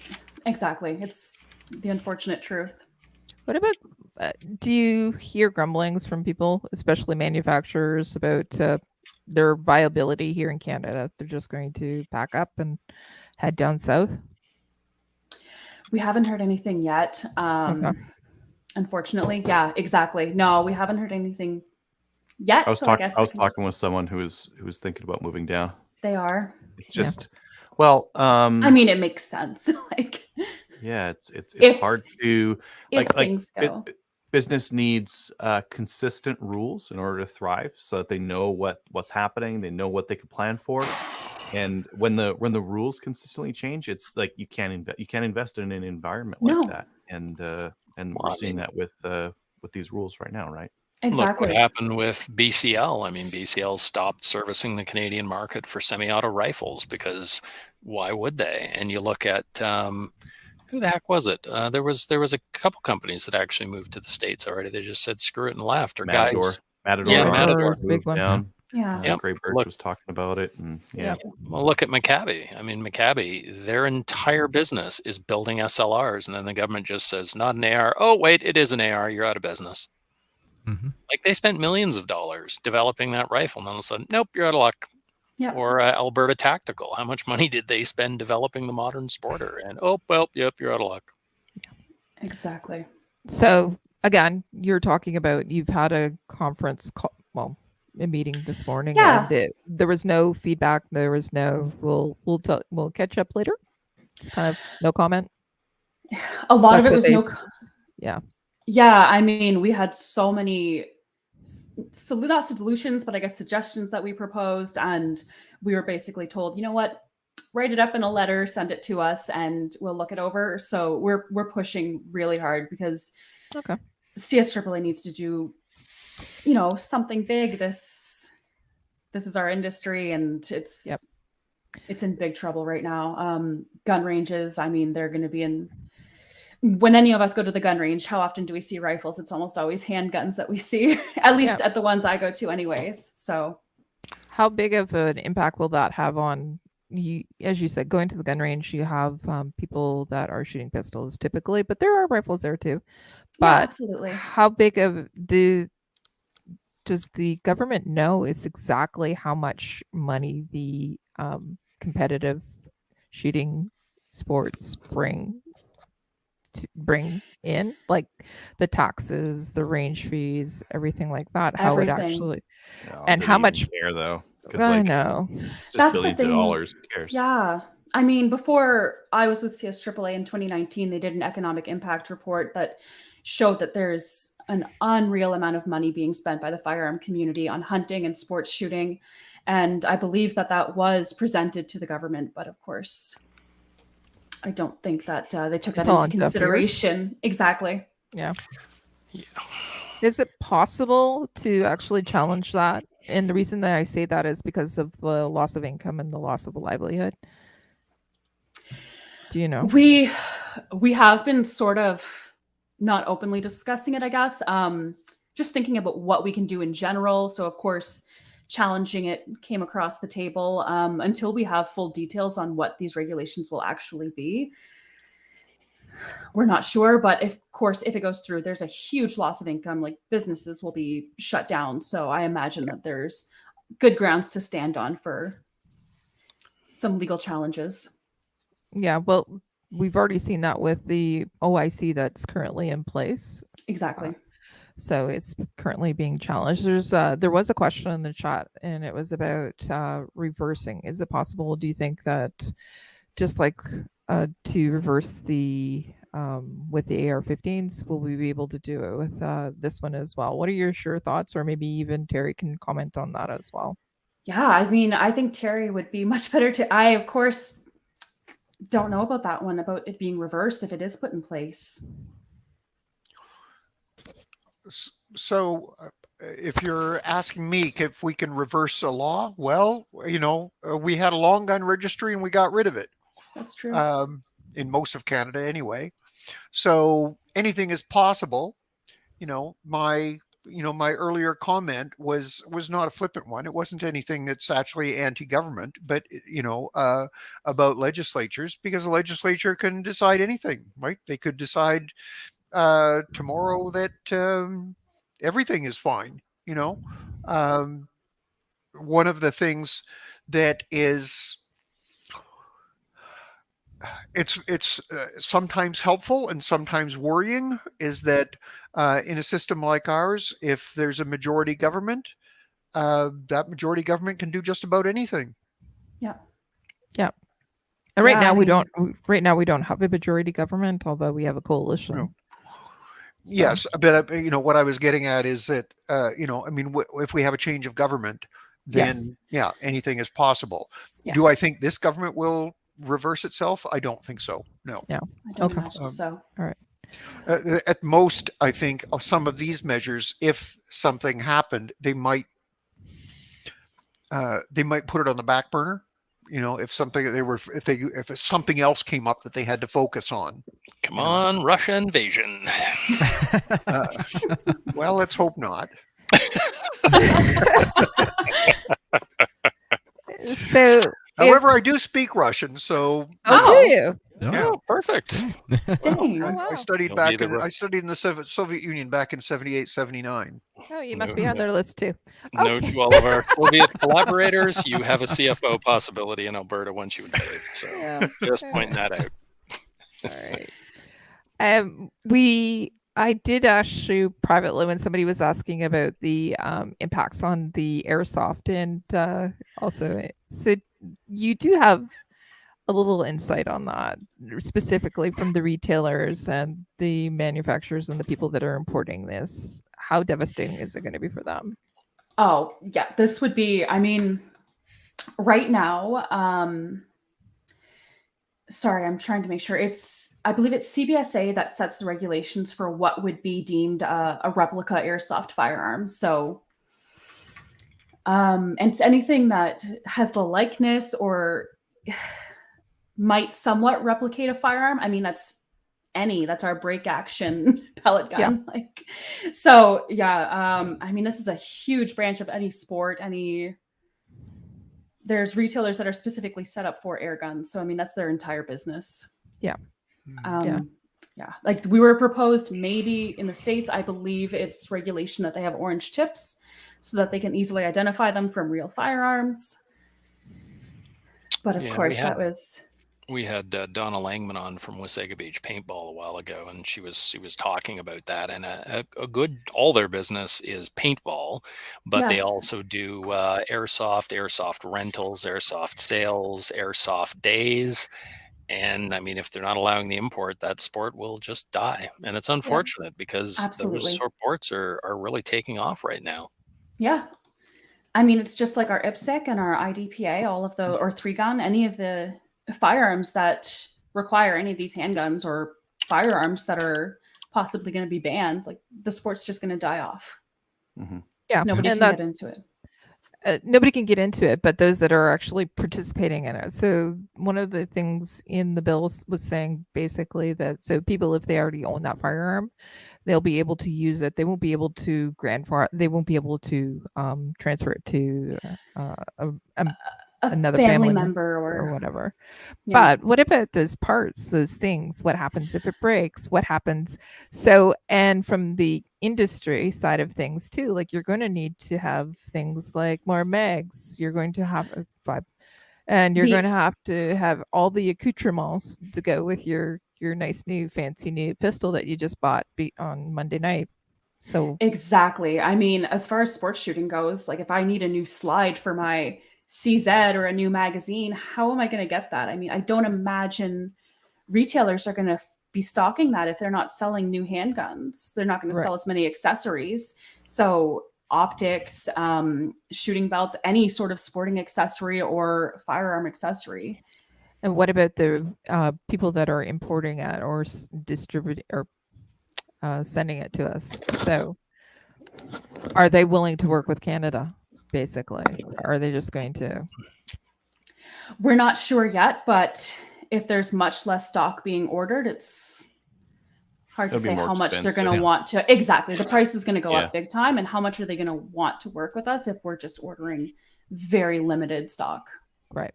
Yeah. So again, it's going to impact, people that already own these handguns. I mean, if something breaks and they can't get parts, I was thinking about that today because I was talking to a young fellow at work who just bought a handgun, bought a Glock, and he wants to do IPSC with it. And he said, well, a friend of mine had a Glock, accidentally got an overload, a heavy load, cracked the frame.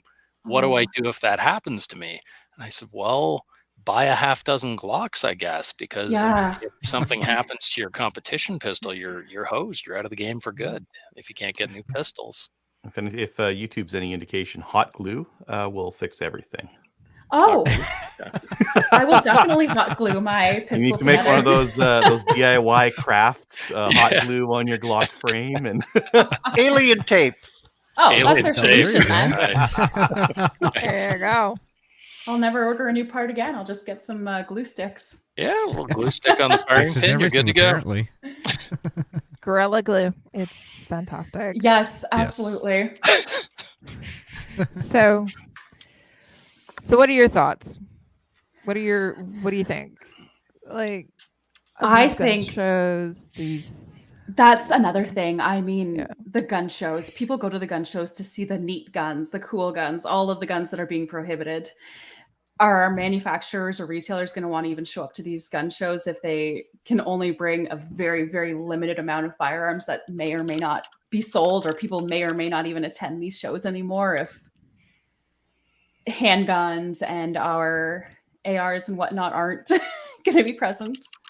So that so for example, like TACOM or even the Toronto Sportsman Show, that's actually gonna have a negative effect on that. Yeah, absolutely. As well, yeah. And I mean, I know we're discussing C21, but even C71, these gun shows run on the weekends, and the call center's not open. If they don't have access to internet, then they won't be able to process transfers. That's another thing. Yeah, we're concentrating on right now C21, but Yes. C71. as Terry was talking about, it actually has an effect, and especially on those people that are up in northern areas where we don't have internet that's reliable. Exactly. Yeah. So, what's the feedback been from your members about specifically that C71? They're very concerned about the record keeping portion. They have to keep specific records in their store for 20 years with people's personal information on it. So, of course, having that, their insurance is going to increase because there's going to be the personal information of people just logged in their stores. They're going to have to increase their security. So that's a much higher cost for them. And yeah, I mean, the system's backlogged, so it's constantly crashing or they can't get through on the phones.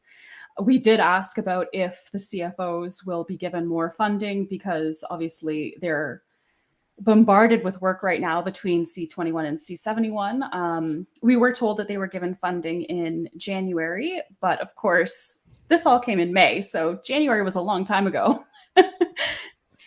A lot has hit them since January, and I feel for the CFOs, I feel for the retailers, like everyone's just getting hit. Yeah. And I'm sure that Terry can agree that that money isn't really there for these reactions or what's taking place currently right now. And yeah. So specifically about CSAAA, we had some questions. So how do we support you guys? Like, there was somebody asking, do you have to be a retailer or do you have to be a manufacturer to be a member? So since we are an industry organization, you do have to be in some aspect of the hunting or firearm industry. We have individual memberships for people that are part of an organization like CCFR or NFA or CSSA. We have media memberships for people that are would Slamfire Radio qualify? Yeah, like Slamfire Radio, yes. Podcasters, people that write the newsletters, retailers, dealers, manufacturers, outfitters. Okay. Anyone that's sort of, in the circle of firearm or hunting industry. Okay. What about sponsored shooters at all? No, I believe that would fit more under the consumer groups. But that's a good question, actually. I thought I'd ask it. I mean, that's actually a good thing to look into, especially now with C21 hitting the shooters so hard. Yeah. So there we have some sponsored shooters that are on our feed tonight, and I know that one of them actually specifically asked, "Can I be a member of your organization as well?" Yeah, no, that's something I would definitely want to take back to the board because that's a very good idea. We are, of course, trying to support the ranges as well. And I understand that IPSC was just recognized under GIASF. So maybe we're trying to push, maybe they can be considered elite shooters. Well, I think they are. Yeah.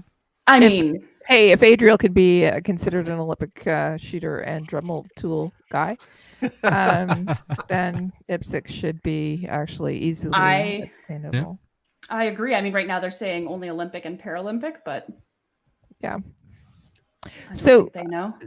Okay, within Canada, do you know how many of those types of level of shooters? So they said, don't worry about it. Your industry is not going to get affected at all. You'll still be able to sell to LEO and Olympic level shooters. So let's talk about that a little bit, because I do know that our Olympic program is a fantastic program, but I'm not thinking that there is too many people at that specific level.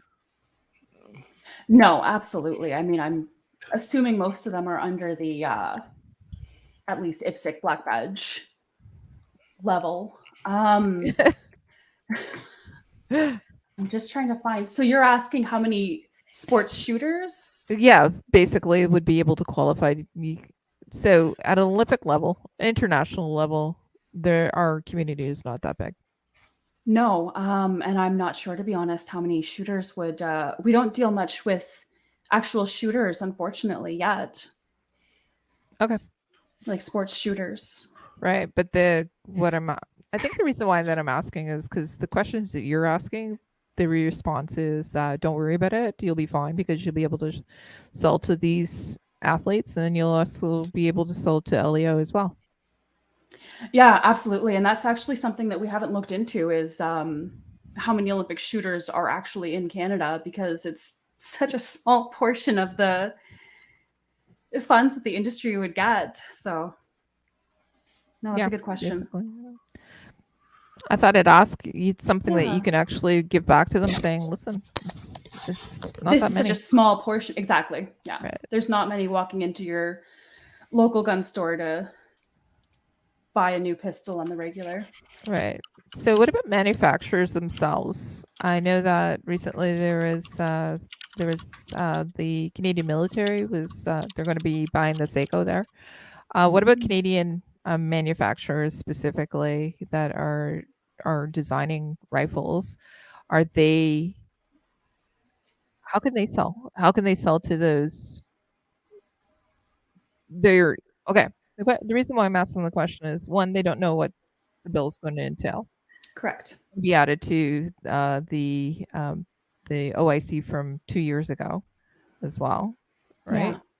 But they're also being told that don't worry about it, that you'll be able to sell your firearms. And so basically, we're in flux, right? Or they're in flux. I don't see them as coming off well either. No, absolutely. And that's one of the reasons we were looking for so much clarification on what could potentially be hitting the OIC and what the mag capacity limits would look like, or mag restrictions would look like for non-detachable magazines, because our manufacturers don't know what to keep producing. And Yep. yeah, It's Yeah, basically it's tough on it's it. really hard when there's just no information out there for us. Yeah. Terry, we initially told you this is going to be like 30 minutes. We're way past there. If you It's need 2 to go, hours. please, like, you don't need to stick around. We're more than happy to have you on, though. Okay, well, thank you very much. It's been a great pleasure being here, and I've seen Jen's picture in Access to Firearms, I think, in the CSAAA ads. So it's a pleasure to meet you virtually as well. And so I'm going to go off and have my Very, first very meal of the day, nice since to meet it's you. 7 o'clock at night. Wow. And then maybe do a bit of work, and hopefully get a little bit of time to go to bed before you start the whole thing again tomorrow. Thanks a lot for Okay, calling. thank you Thanks, Terry. guys. Fantastic. Thank you Thank very you. much for coming on. Bye. And Bye thanks now. for all your hard work. Thank you. No, do I need to click? Leave that in the outtakes. She got it. Anyways, Awesome. there she's waving goodbye. Okay. Yeah.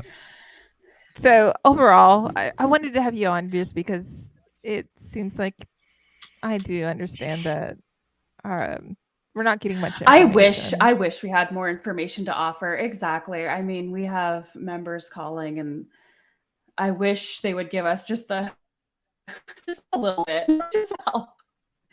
Yeah. Do you have Yeah, any but as idea for how your many question pistols were sold about this in the last series, couple of days? Oh, sorry. Oh. I'm throwing a question on top of. She's trying to answer your question there, I think, Kelly. Oh no, Yeah, that's no. okay. As far as pistol sales go, I think it was close to like 60,000 since Monday. What we normally do in a year. That's awesome. Yeah. Yeah, It's a lot. the retailers are just, I mean, there's lineups out the door. It's a lot. They're busy. I feel for them. They are just exhausted. They're working through the night. They're up early mornings trying to battle the business web services plus the huge influx of sales. Yeah, Anything there's a else lot that- going out the door. Anything else that they're telling you? Any other questions? You said you're getting constant emails or calls. A lot of it is just about the airsoft regulations, the mag capacities. I mean, people don't know if they're going to have to modify their lever actions and shotguns. And then how do you even modify half of like the 1022 magazines? I mean, those can't be modified, I don't think. Of course, I a don't lot know. of just With a Dremel and JB Weld, anything's possible, but just because Oh, I it's gotta possible say. doesn't mean it's a good idea. I thought we were Yeah. doing Gorilla Glue. Are we doing JB Weld now? Oh, Gorilla Glue. My favorite's JB Weld, but I guess Oh, okay. maybe Gorilla Glue. All right. Let's stock up on that. I'm gonna try putting a firing pin and a Glock back together with You both can- and see which one works better. We'll do a video. Yeah, you edit. can sand and shape JB Weld. So Mhm. Oh, pretty. Don't want to do it though. Don't want to do it if I don't have to. Especially like, okay, my Ruger 1022 mags, I don't care about them as much, but I've got a tube fed 22 that was my grandma's uncle's from the 40s. I don't want to hack the tube on it because No. the I government would thinks that's not going to be be doing that. stop some mass shooter or something like that. Yeah, in the it's just- States. Exactly. Yeah, I have a couple friends or a friend who just bought an antique lever gun that takes 6 rounds. So he's like, "Do I have to destroy this like 100-and-something-year-old gun?" I'm like, well, probably. We'll see. Government doesn't care, but we'll mean, see. And perhaps they didn't even take into consideration that some firearms don't have a detachable magazine, because who knows how much knowledge they have about this. Oh, I know. very little. Trying to be nice. Oh, I know. WTF. Well, I mean, they're not designed to be effective. The regulations are designed to get votes. They're not really Yes. designed to stop any shootings or anything like that. It's Yeah. so it's we want to apply some logic to it, but it's really not a good exercise. It's not. And that constructive. unfortunately became very clear when we asked a ton of very logical questions about the bill, and we're not given any answers because they didn't have answers. Well, I suspect it was like the May thing, where it was just sitting on somebody's desk waiting for something to happen, but they hadn't really put any thought into how this would actually practically work from a logical standpoint. Exactly. No thought behind actually enforcing what's put on paper. Well, they actually did put some thought into it when the first version of it came out. They presented it and it was read. So C21, I mean.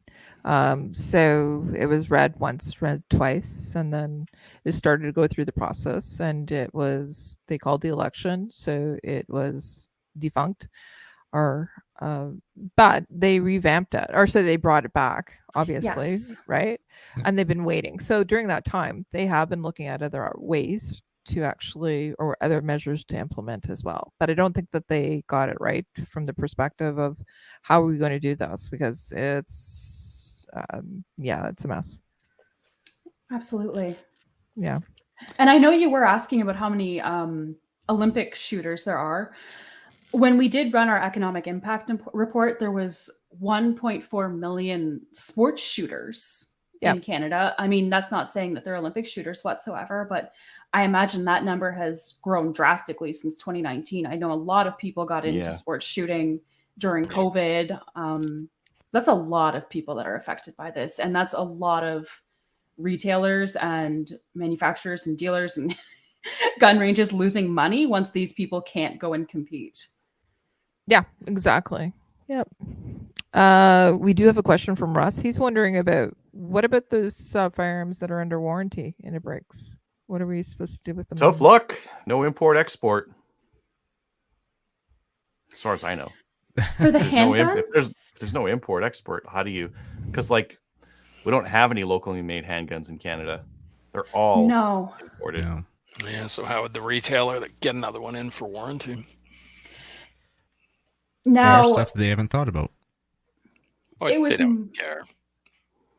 it was my understanding that they may still allow import because they're saying that our retailers can still sell to law enforcement and elite shooters. But So that's limited stuff, right? exactly. That's the big problem. It's so limited that our US manufacturers even going to want to deal Well, with we already this. know that. Yeah. So get in Photoshop, make yourself an elite shooter badge, so you have this to present when you go to buy a gun, and then you're good to go. Exactly. We Yeah. can make some patches. Yeah. Ooh. I was just thinking that we can get patches made up. Yep, Trudeau certified elite shooter. Okay, great. Thanks, guys. We're helpful. We're helpful. Yeah. Is there any other questions that you guys have? I'm gonna actually scroll through the chat, see if there's any other questions that we didn't get answered. But I know Well- a big question that I've seen floating around, and I'm not sure if it was answered by Terry already, but people were wondering if they've purchased a firearm and this freeze just happens, will they still be able to get that firearm? good question. If the transfer has been initiated by your retailer, whoever you bought it from, then yes, when if the freeze happens, then whatever is currently in process stage will still be processed as usual, if that makes sense. Sorry, Okay. that was a really Mhm. confusing way of me wording it. No, it makes sense. But yeah, Cool. it's not just going to get canceled and thrown out. Well, a lot of guys They'll- are worried about that. Yeah. Yes, exactly. Especially Yeah. since everyone's going on a big shopping spree right now. Yeah, I found it really hilarious that one of the news articles I was reading said the federal government expects no increase in sales numbers with this announcement. I'm like, really? So in other words, you're just trying not to freak people out would be my guess. But that's hilarious. Everyone else did. Okay, so from Michael Loberg's Yeah, I watching. was just looking at that. Thank you, Michael. Okay. You can export it to have it repaired and sold out of country or sell it to a business for repair Never to Okay. return. And then not. and then Yeah, never get it back. Indeed. It's Hope great it doesn't though. break. Oh, my Shadow 2 is like one of the really early ones that the frames broke. Mine hasn't broken yet. JB Weld. Maybe Yeah. I'll use a spot welding. Yeah, maybe, there I'll we use, go. maybe I'll braze it. We'll take old timey stuff in there. So Donna, we did have Terry, the Alberta CFO, Mhm. speak about this. How long the process will take to become law? Right now, we're not that sure. Correct. Yeah. Did they There's- actually? The meeting that they had with you today, did they give you any indication? Probably not, though, right? Not at all. It can happen in the fall. They can decide to implement it sooner rather than later if they decide not to review it in Parliament. We were given nothing. It was basically like tomorrow or in 2 years. Oh, Jesus, like a rocket. Basically, I am Fantastic. not quoting anyone, but that is basically Yeah. what we were told. Yeah. Probably Okay. best for anyone out there who has an RPAL and no handgun to find a handgun. We are strongly recommending that people go and buy whatever they want to buy before this gets hit. Whatever's left. Slim pickings right now. Yeah, if there's anything left in stock, of course. Most of it's pretty weird, but there's new stuff coming in. Like I was just on Facebook before we started here, and a bunch of the different retailers will say, "Oh, just got a shipment in, and it's gone on the website. It's probably gone again." But you don't Retailers are have. still getting stock in, absolutely. Yeah. You might not be stuck. Like if all you can find is real weird stuff, it might. More new stuff might come in. The Yeah. country More- this was more stuff made in coming. no longer exists. So there's got one of those. there is new stuff coming in. Somebody just commented that SFRC has some brand new stuff in stock. Absolutely, they're waiting for their stuff to come in. I know that they just got new stuff in because I went and bought a pistol from them yesterday. Yeah, So, nice. but And how you got a desirable pistol, because if we think about like the kinds of pistols that you could get for like your forever pistol, that if you're a brand new shooter and you don't have anything, a Shadow is pretty damn good. They're good for shooting at the range. They're good for competition. There'll be parts availability for them in the future, like a Shadow or a Glock or a 1911 or a P320 or something like that. Those They're will all good. be great choices. Yeah. I'm a big Shadow Uh, fan. yeah, Ah, it's the other love that. guns that you're going to be hooped basically if you need parts for it. But So I was still, on still FRC. buy a pistol. Yeah, Go I was on SFRC last night because I got an email from them that said that, hey, we've got some guns in. I went, there were like 5 handguns listed on their website. And now There's there's some- probably 30. Yeah, they're Oh, selling them almost some as nice fast ones. as we're getting in. Yeah, That's so interesting. Yeah. yeah, lots of nice ones too. So- So get on that FSRC. yeah. Kyle, do you want to read what Michael has posted? We should have just had Michael on. Yeah. Yeah. ahead. So Michael Oberg says there is a ban in the bill that will come in force in the fall, and a separate ban in a new regulation that can come into force any day now. Correct. So it's a little bit of both. David's Okay. saying that Cabela's Calgary still has deliveries from their warehouse. I was just before the show here, I was talking with my neighbor, and he was saying that Cabela's was just a gong show and like Oh, Yeah. I bet. pretty Stay empty, pretty empty. Take a number and even that they're selling them quick, and there's really not much out there. Speaking of not much out there. It's because guys like this are buying all the handguns. 10 millimeter, dude. It's Dave. A 1911 and 10 millimeter at that. Interesting. Well, that'll be punchy Very cool. fun. Spicy. Yeah. Model 41. I was thinking about revolvers, but then I remembered I hate revolvers, so I didn't. I'm just happy I got my stupid little Ruger. If I was to get a revolver, it'd be the Rhino, but then I looked at the price and was like, no. But you probably can't get another one. So really, I'd already bought 2 pistols though, so that the price is like, I've already depleted my bank account enough. Yeah. I'm willing to borrow a bit of money this time around. That's all that's left. Yeah. Yeah, Revolvers. it's true. Yeah. Revolvers. If you actually, so Jen, as Jen said, she's going to encourage anybody. If you want a gun right now, go and buy it. Yeah. Yep. So Stock Visa- is coming back in too, so you don't have to buy a revolver if you don't want to. Thankfully, everyone seems to be very patient with the people, like the employees and our retailers, because they're dealing with business web services going down. They're not able to call in to do transfers. They're just beyond busy. So we're getting feedback that a lot of the consumers are being very patient and understanding. So that's great. Well, that's good. Yeah. Unprecedented volume of sales. Yes. I think one of the shop posts that I saw was that they were just like, our doors are closed today and tomorrow. We're just gonna like everyone, all hands on deck, processing. Catch up. Yeah. Got to catch up, and I approve. That's So that's a good thing to do. Yeah, so I see I've been trolling Facebook and the various retailers, and I know that the Calgary Shooting Center was actually put a sign up and said, wait 6 hours, you start here. Yeah. We'll let you in 6 hours. There's other locations that are saying, please be patient with us. Please don't keep messaging us or calling or emailing. We're just trying as fast as we can, and it's kind of like if you're flooding us with emails, we can't get to what we need to do. Yeah, exactly. Exactly. Why is my transfer taking so long? Because you keep emailing us. Because you keep If you've emailing and emailed, don't calling. email again. Yeah. Yeah. Yeah, be So patient. so the biggest thing from that is just be patient with our retailers. They're trying as fast as we can. Be patient with look at Terry. Be patient with our CFOs. Yes, absolutely.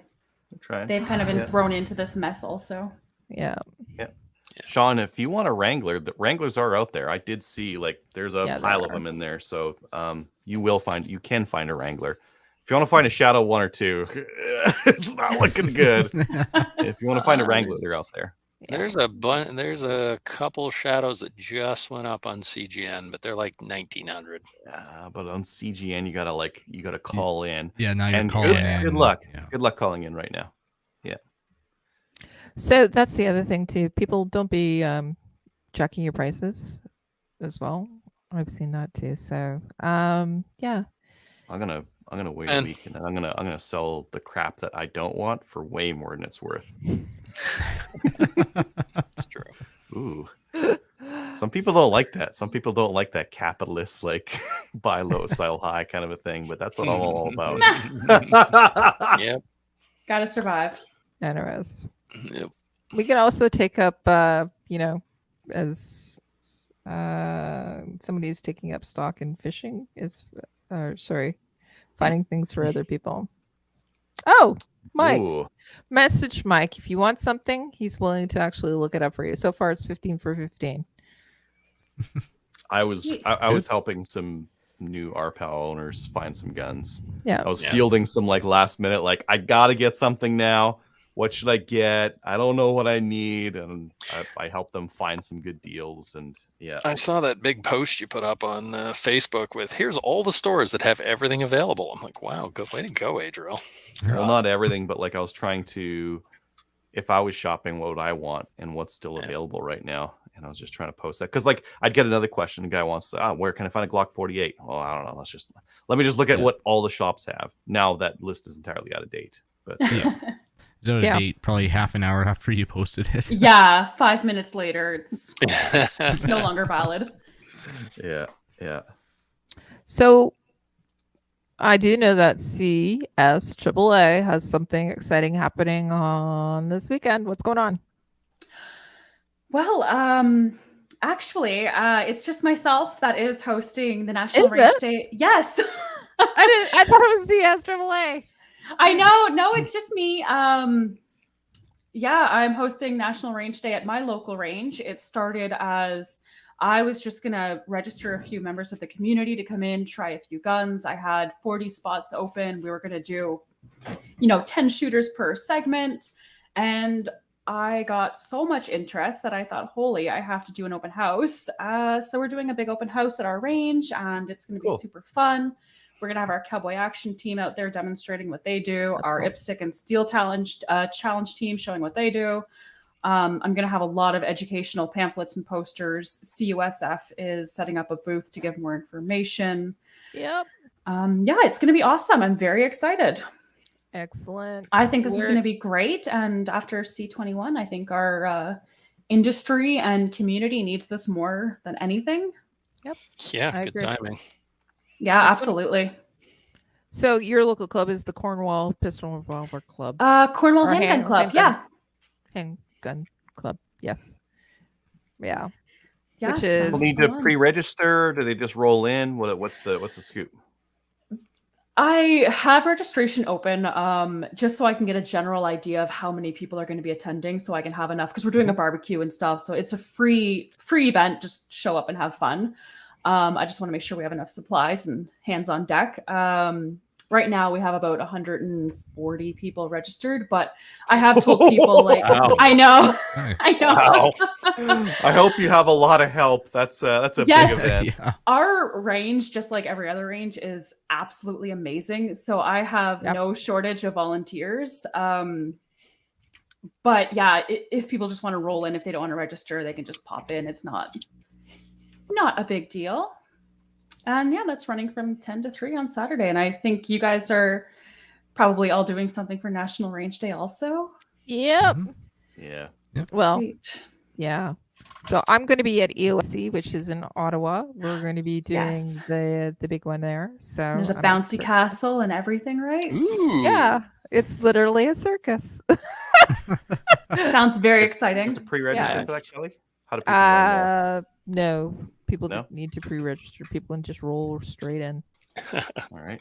Yeah, I- I know. I won't be at an actual gun range, but I'll be out at Wasaga Paintball for their 30th anniversary because that happens to fall on the same day. I think you need to support them too. Yeah, that's gun related. I'll be Maybe at, pick up an airsoft gun. Sherwood Park. That one does have pre-registration. I'm gonna share it on Slamfire after the show so that people can Okay. register on that thing.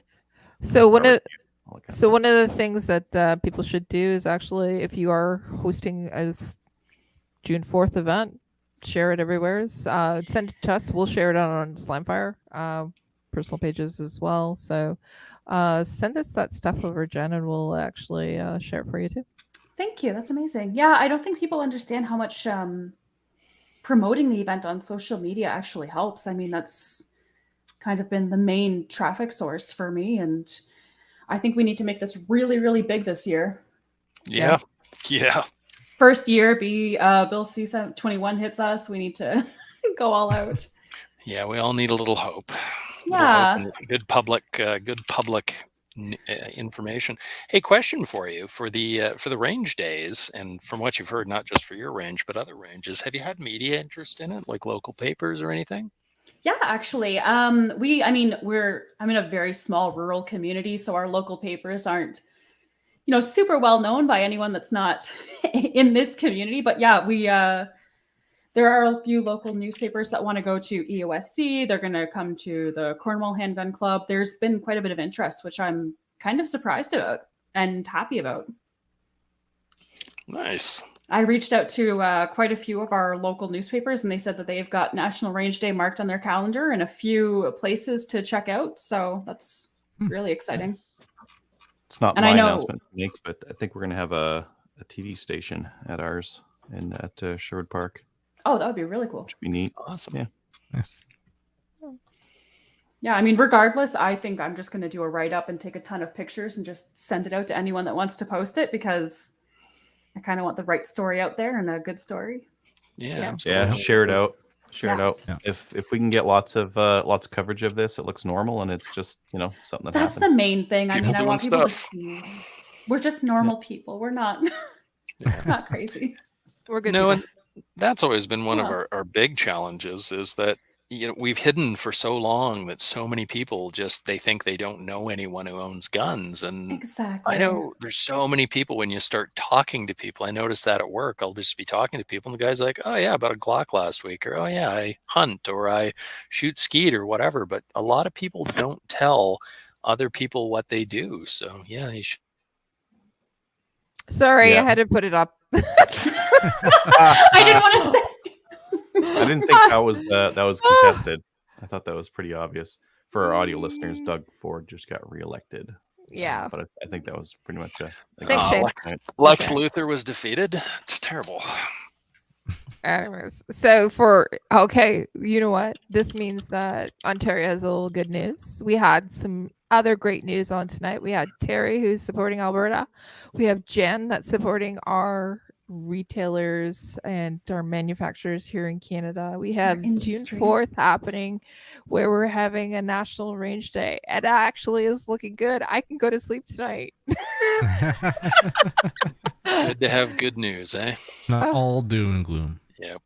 Anyways. Well, in the end, I mean, no matter what happens here and what gets banned and everything, get whatever guns you can, whatever's Yep. legal, go and shoot them, have a great time, support your local retailers, and just keep our communities alive. And don't fall to despair and pick up golf or lame sports. Exactly. Yeah. Is there anything else that we want to talk about? We've been on for 2.5 hours, which is a long time for us, even for those that are driving long distances and like to listen to us during those drives. But John, do you want to cover anything that we didn't talk about? Nothing I can think of. I really wish I had more information about C21, but I think right You know now what? that's Yeah. Yeah. yeah. well, Wish I could have offered more. Okay. let us know if you do get any information, I absolutely will. whether it's by Twitter or Carrier pigeon. No, or- no emergency alerts via Twitter. yeah. Yeah. No.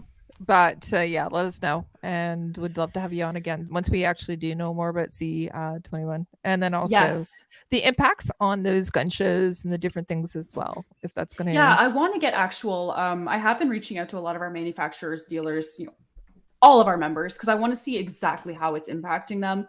And this needs to be presented to the government. I mean, whether they will listen or care, the information at least needs to be offered so that they can see how they're drastically affecting these people's lives. Yeah. And hopefully we get a little coverage on that aspect from some of the news, so they can see just how unreasonable it is when, the reasonable side says, well, maybe we do this, and then compromises go to hell. Yes, exactly. No, the news needs to hear, everyone needs to understand how this is just going to negatively impact so many people and with no benefit. Yeah. Mhm. Yep. Yeah. Well, Awesome. all right, everybody. Shall we close Okay. out the show? Let's close. I think out so. the show. Make it Yeah. awkward like we usually do. Well, you don't Oh, have no. my, you can't Try. see my camera on. We're gonna- but I'm maybe staring at you. Well, I am the queen We're of all staring awkward, at you but too. So thank you guys very, very much for having me on here. Well, Yeah, thank you thanks, so Jen. That's much, Jen. fantastic. Jen. Jen, have a great time this weekend, and we're going to connect sometime because I do actually have some of your property that I'm still need to get back to. Yes, you do. Thank you. Yeah. Awesome. Well, Okay. yeah. Thanks everybody for coming on. Later, everyone. All right. Yay. Oh, Mo, can you speak? Oh, No. we can't. Yeah, Very yeah, faintly. yeah. You have to like